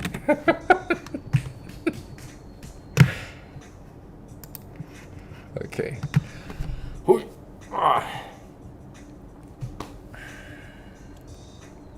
Right, let me just take a look here. Okay, so when it's bigger for me, I go outside the lines. Can you explain how to stay inside? Alright, DA Prodigal, the outside part, for example, I'm using a very big brush and I'm painting. If you notice, I'm also painting outside. But you can choose how much you want to paint outside. Don't worry about spilling out because later you can always use the eraser. Remember, the line art and the color is a different layer. That's the most important part. Okay, we get that out of the way. When it's spilling, how do you clean up? You take an eraser and you just erase. It's very manual work. but the more you get used to it, and it's quite fast. Yeah, so that's the part about spilling outside. You don't worry about spilling outside. You're welcome, Jojo. For the Yu-Gi-Oh series, I think this might be just a one-off. Yeah, it's just like I got the feeling to draw Yu-Gi this time around. Hi Gladys. Thank you very much. Thank you. Okay, let me check here. It's all good here. Okay, can. So I'm just gonna post it up here.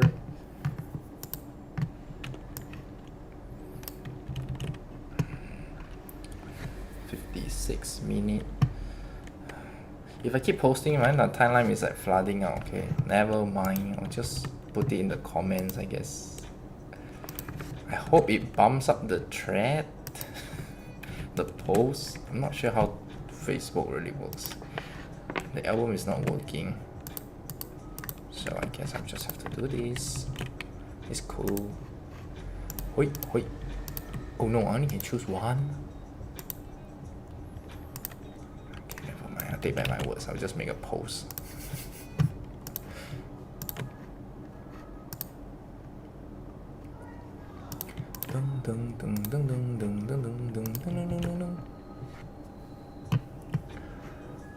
Wait.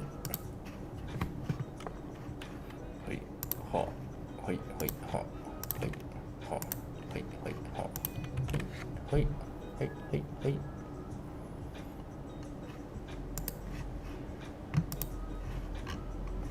For Twitter, I love Twitter. Twitter is like so organized, so I just put it here and everything looks good.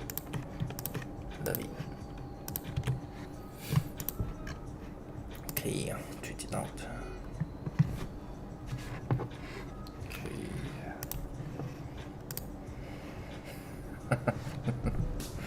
Okay. Let me go and download the files from Discord and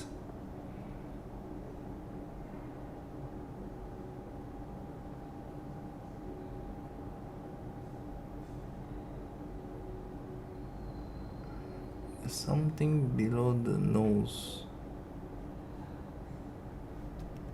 Wait, did it just blend things until? Oh wow, okay. The nose. Something looks weird around the nose area. Oh no, don't have, okay.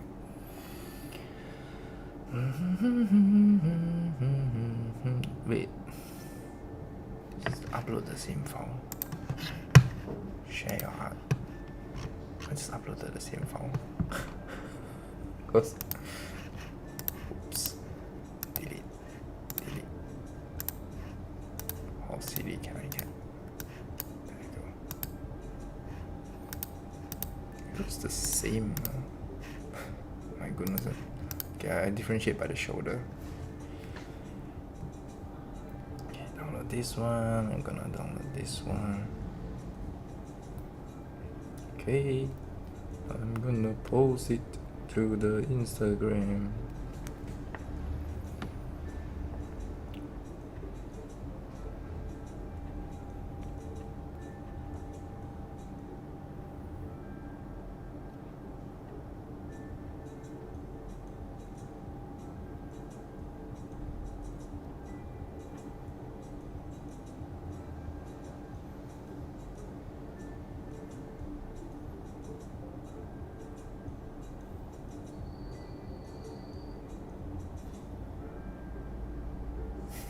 Looks the same, my goodness.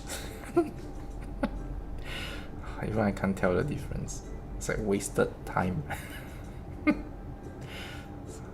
Funny, yeah, but it's a good example. What's blending? Yeah, blending is actually an extra step. If you can do it really well in blocking, then you pretty much can skip the blending. The difference is so insignificant that I spent an hour and I tried to do a swap in between the two images, but I can't even tell the difference myself. What a joke.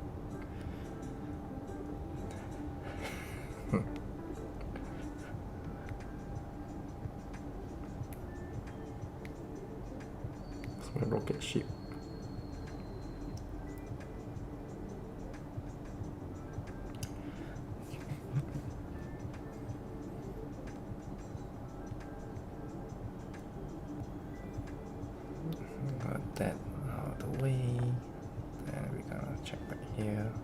Hope everything is fine.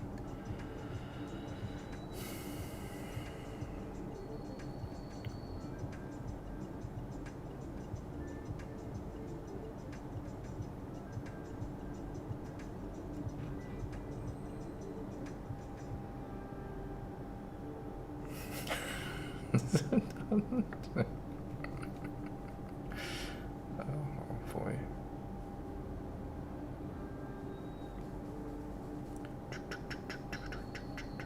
Oh yeah, Decatel.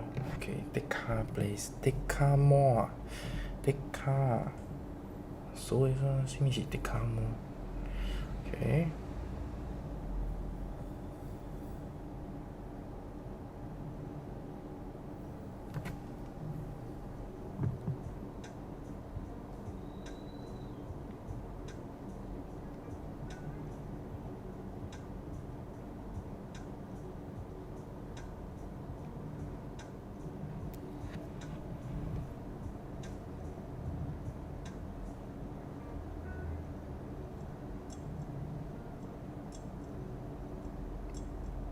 Oh.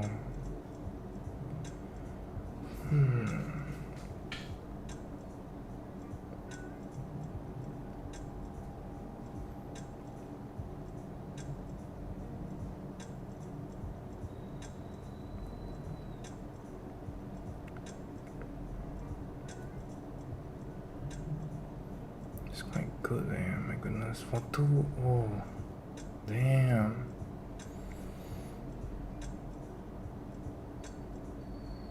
Uh-oh, okay.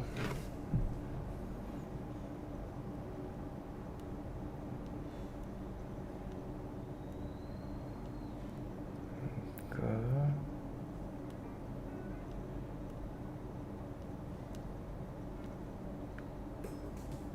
Okay.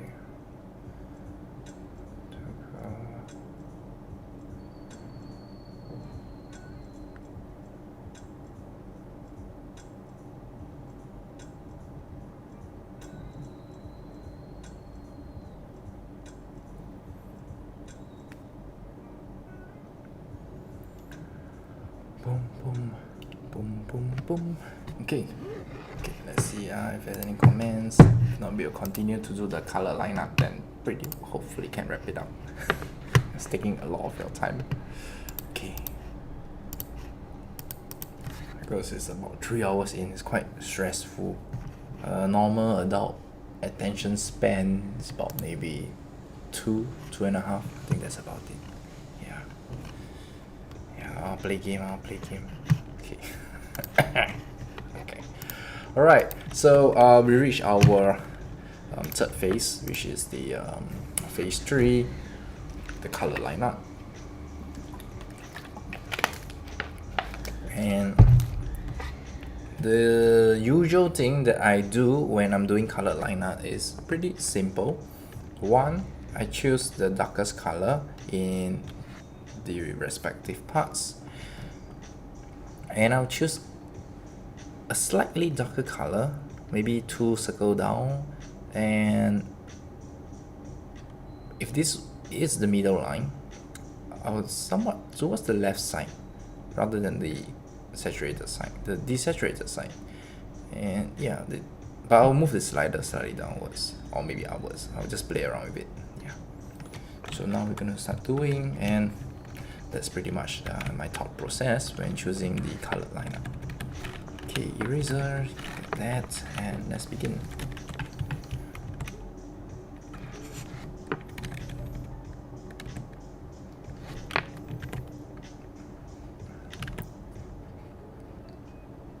If you prefer high saturated, high contrast, high saturation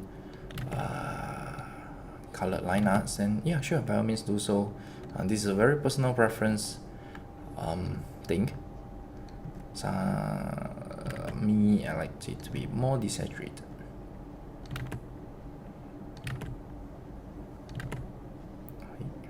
Here, downwards, right there. And of course, the most important thing again, have fun, enjoy drawing, because after this, that's it. This drawing is wrapped up. So during the process, I mean, you can have all the ups and downs, but the moment you finish a drawing, it's pretty much saying like bye bye. It's like watching it a lot. Last episode of anime, so sad. But yeah, so enjoy your drawing, put your best effort in,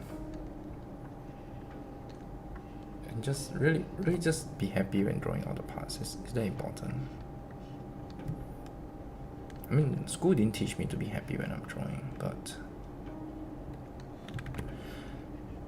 being a freelancer, drawing on my own, not answering to anyone, it was only then that I realized that, okay, so being happy is really that important. Because if I'm not happy, and I'm always down, for instance, and I'm always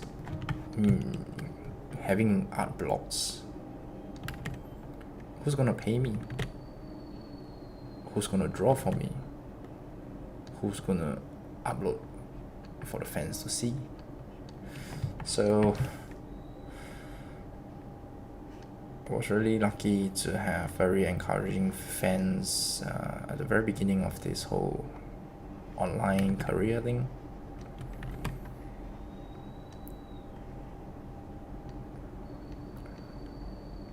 Even I think it was at the start, I think I had 1 viewer, 2 viewer. Just now I see there's like 10 on YouTube, like wow, okay, that's quite interesting. But yeah, I had 1, 2, but they're very positive. They are always eager to see what's next. So I was really lucky. Some days I have 0, so during those days I have to remember the days that these viewers might come back and see. So just keep drawing and not worrying about things not looking nice and stuff. And the moment I got used to being happy, which is, if you don't know, in case you don't know, being happy requires skills. As silly as it sounds, being happy requires a lot of skills, okay? Being angry doesn't really require any skills, to be honest. Because if someone or something didn't happen the way you expected it to happen, or someone said something that triggered you, it's like a switch, it's just on, you just be angry. But how do you just being on and be happy? Or how do you on to be happy after being angry? You got to train. It really is. So I learned, and then it's through learning how to be happy, finding ways, of course not through illegal means, but just, you know, drawing things that you enjoy. Yeah, don't take commissions just for the sake of earning that $100 or $20. If you need the money, please do so. But if you can, try to limit the amount of commissions you're giving out, so you can work on things that you really enjoy, and you can keep drawing, keep grinding, keep improving. Because the more you draw, the more you improve, even if it's not at a visible level. Visible meaning to say, suddenly today you cannot draw vehicles, and then tomorrow immediately for some weird reason you can draw a Gundam, that kind. It's impossible, but with consistent practice you can. So, but how? Some days you're gonna be down, and I think as an adult, especially if you're 30 and above, it's really gonna hit you like a truck. If you're 20, if you're 30 and below, maybe not that bad. If you're 18 or 16 watching the stream, I tell you, you're the most fortunate kid on earth. Not kid, but you're your most fortunate stage. You might have your problems, but you still can work it out. Yeah. Unless it's like little extreme problems, then that's different. But yeah. So learning to be happy is definitely one of the ways. me, I really enjoy drawing cute stuff. It makes me really happy, so that's why I can keep drawing. Even though no matter how tired, take a nap, I'm back up again.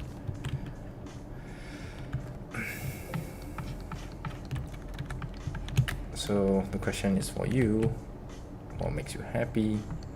What drawings, when you draw, makes you happy? Yeah, keep that in mind. Keep that at the back of your head when you start doing things.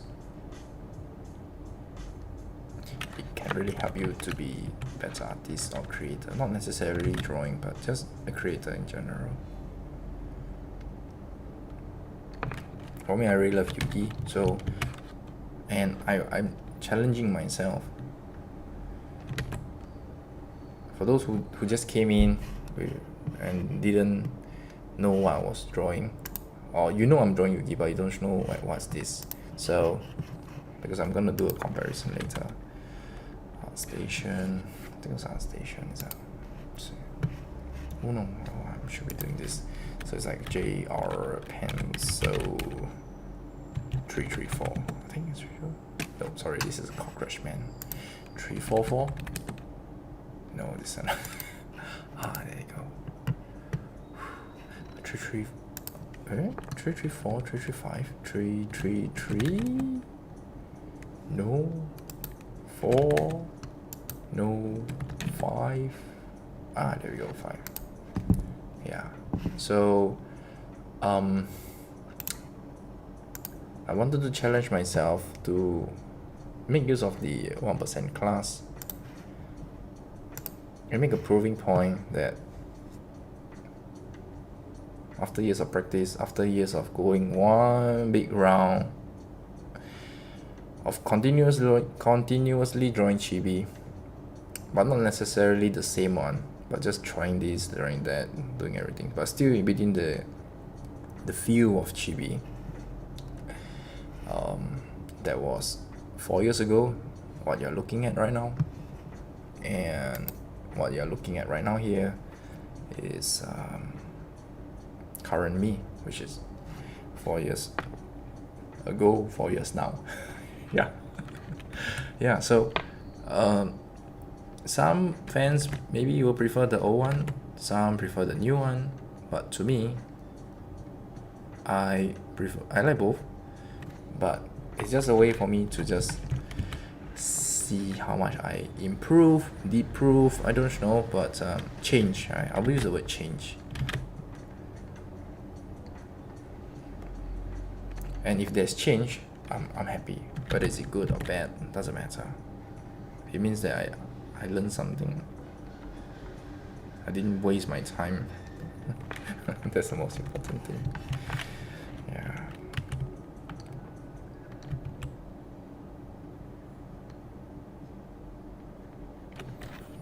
Okay, let me just, I think I'm gonna scoop this one up here.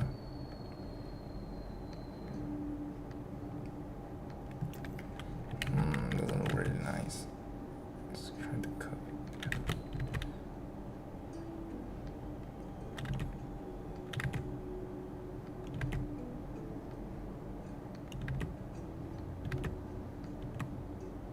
Okay, I think this is kind of nice. I'm then gonna put a red inside. Hey, I'll scoop it out.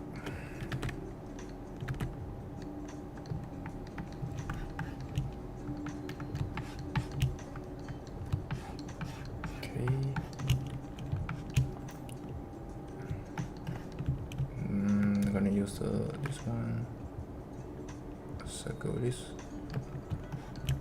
something here. Okay, and then for the lines here, just gonna make it slightly thicker,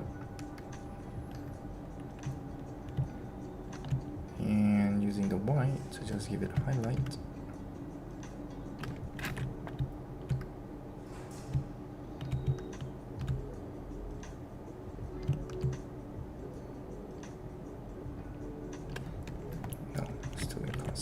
Let's try again.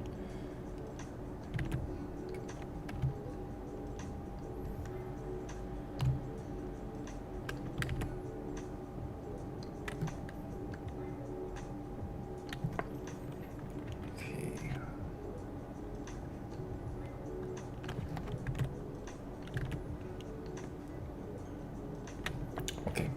cool. And let's move on slowly, progressively, moving downwards. We're not gonna skip any parts. And maybe for the this area here, we want to choose something slightly lower.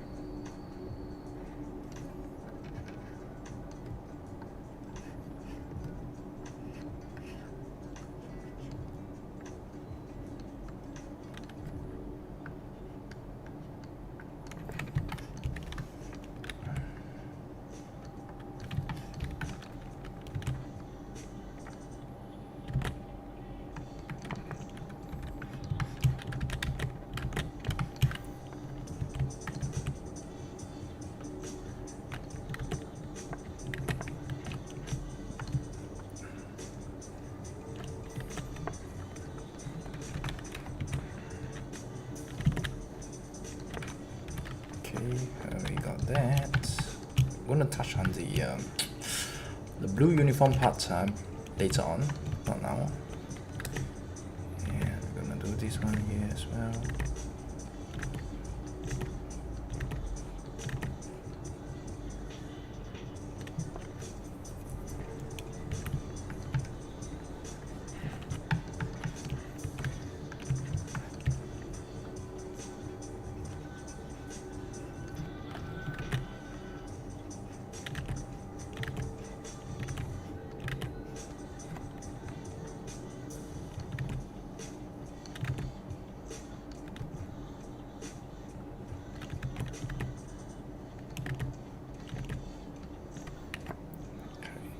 One, then slowly start shifting downwards as well. Got the chop holder.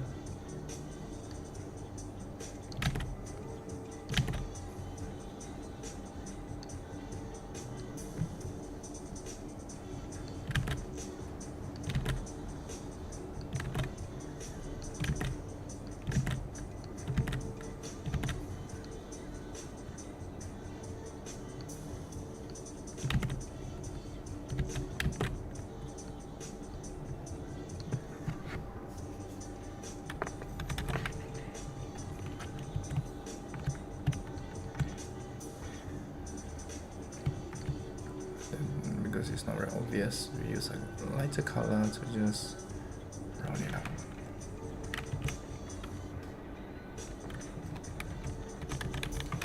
Maybe not this one. Yeah. Okay. So here, same thing.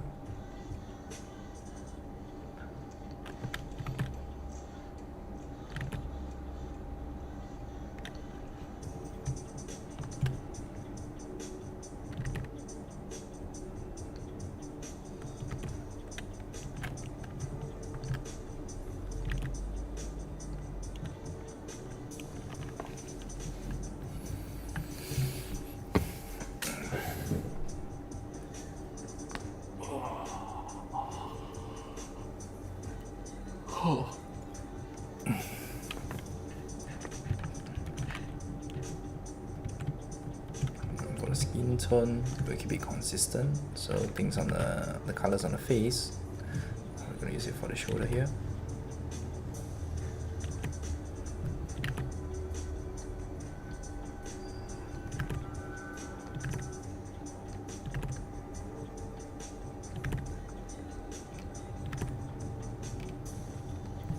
Okay, same thing here as well.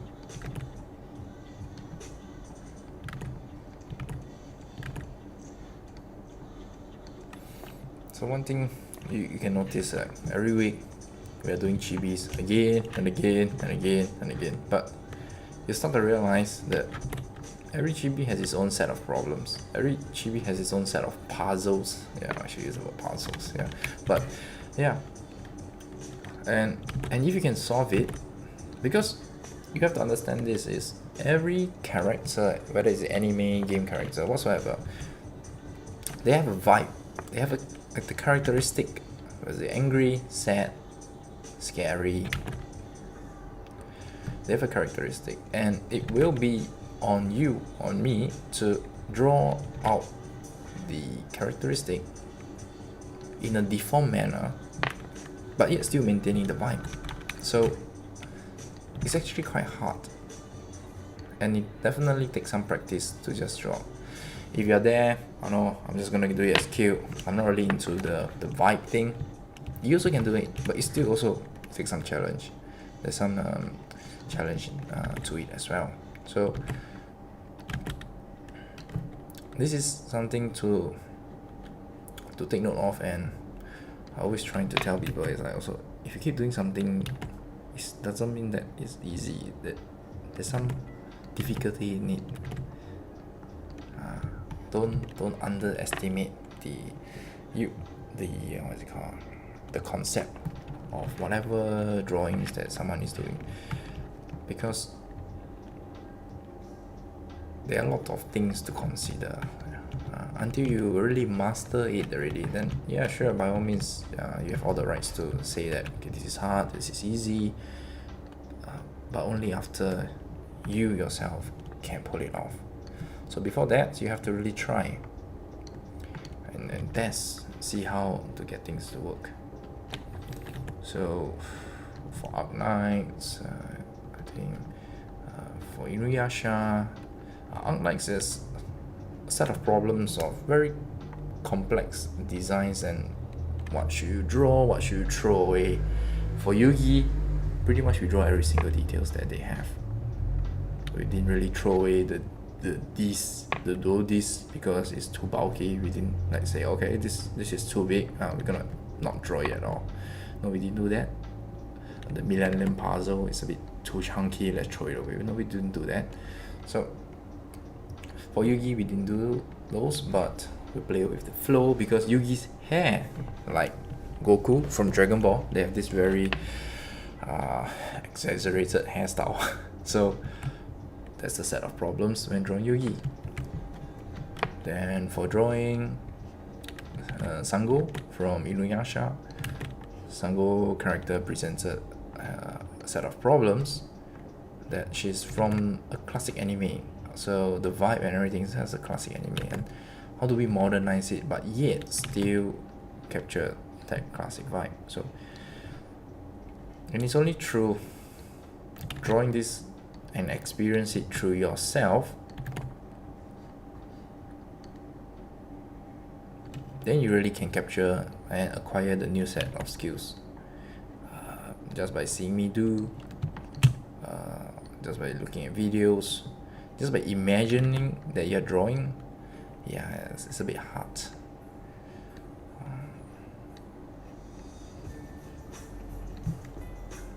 But the thing is, if you try multiple characters, for now we only mentioned 3. So if you do multiple characters, then you start to realize that you acquire skills from all sorts of anime universe. Really, you like acquire how to draw Yugi, how do you control exaggerated hairs, how do you control drawing classic animes. Should you try to do it by experiencing drawing from Inuyasha? And for me, I didn't dare to venture into Gundams because there is another whole new field. I'm quite satisfied with like humanoids at the moment. I'm trying to venture into animals.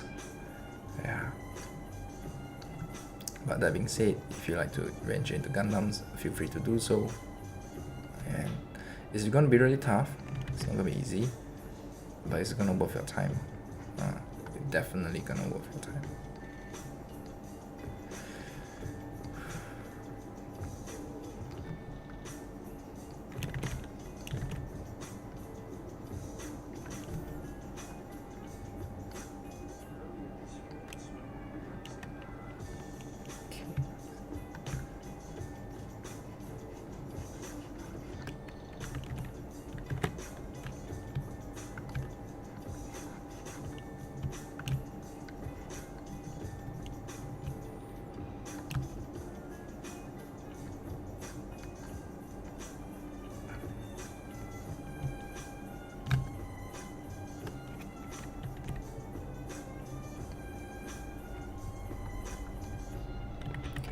that dot thing here.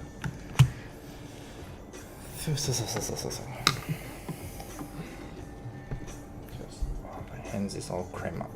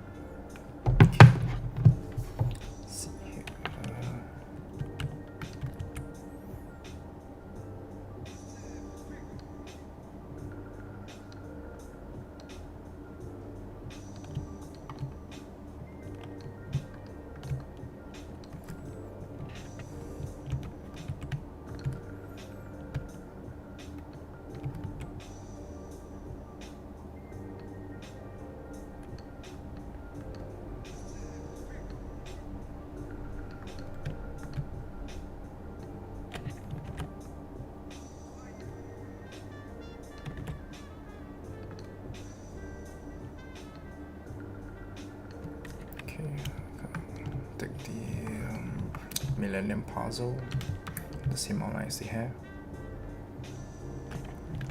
Here.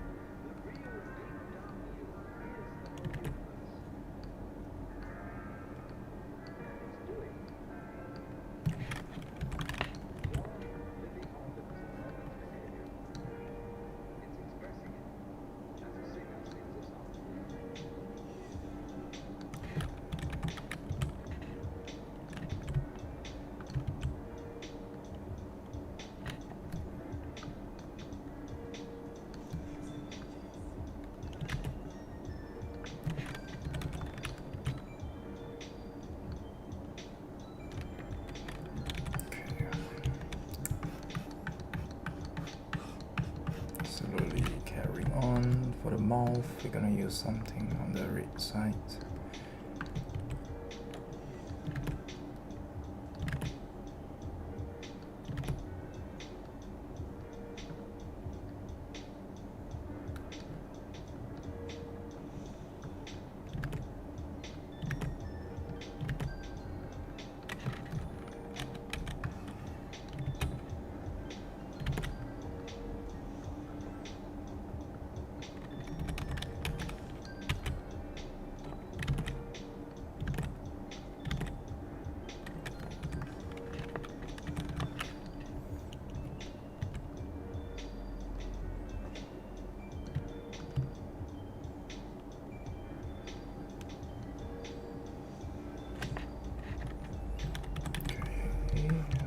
Because I'm really approaching it very carefully, very slowly.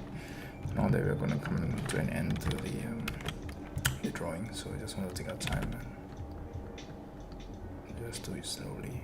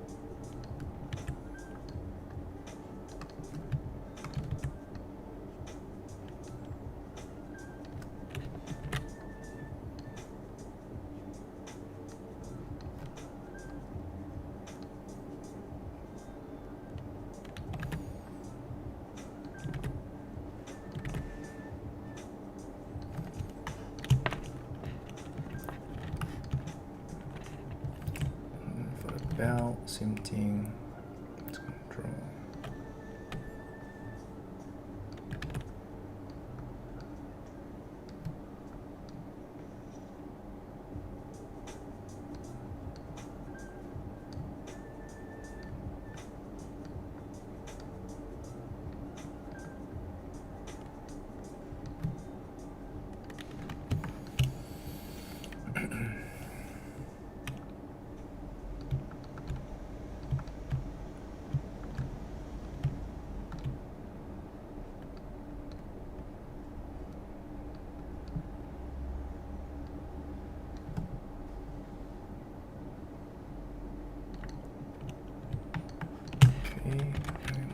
Second belt.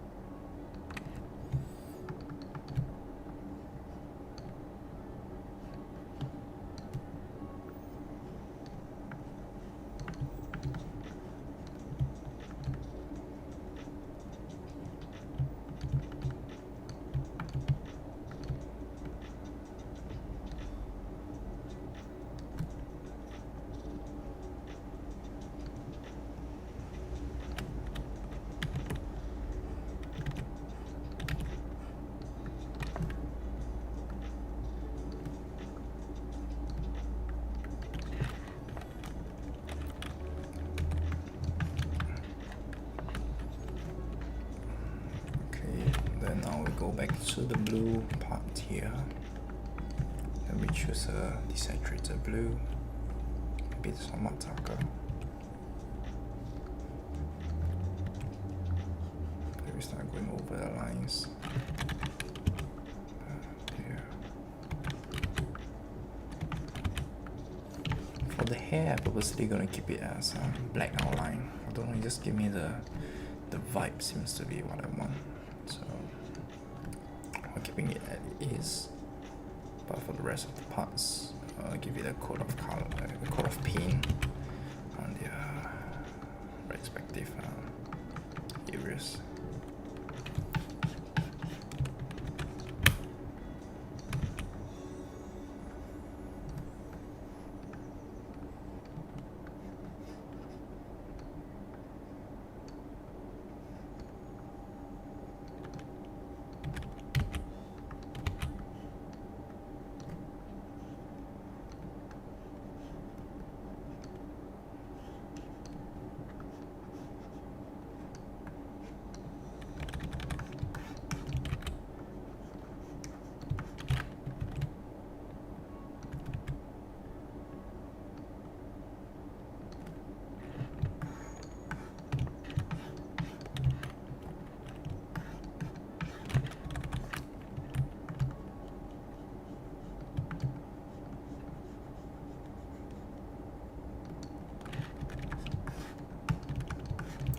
Okay, I think we're done. We might just be done, I guess, unknowingly. Let's see, we'll do the selection, modify, contract. Oops, sorry, wrong one.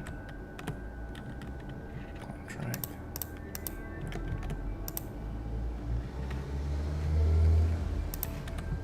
This part here. This part, select, modify, expand. Let's clean it up a bit. Yep, I guess we're good. Oh, the hormone part, and the nose.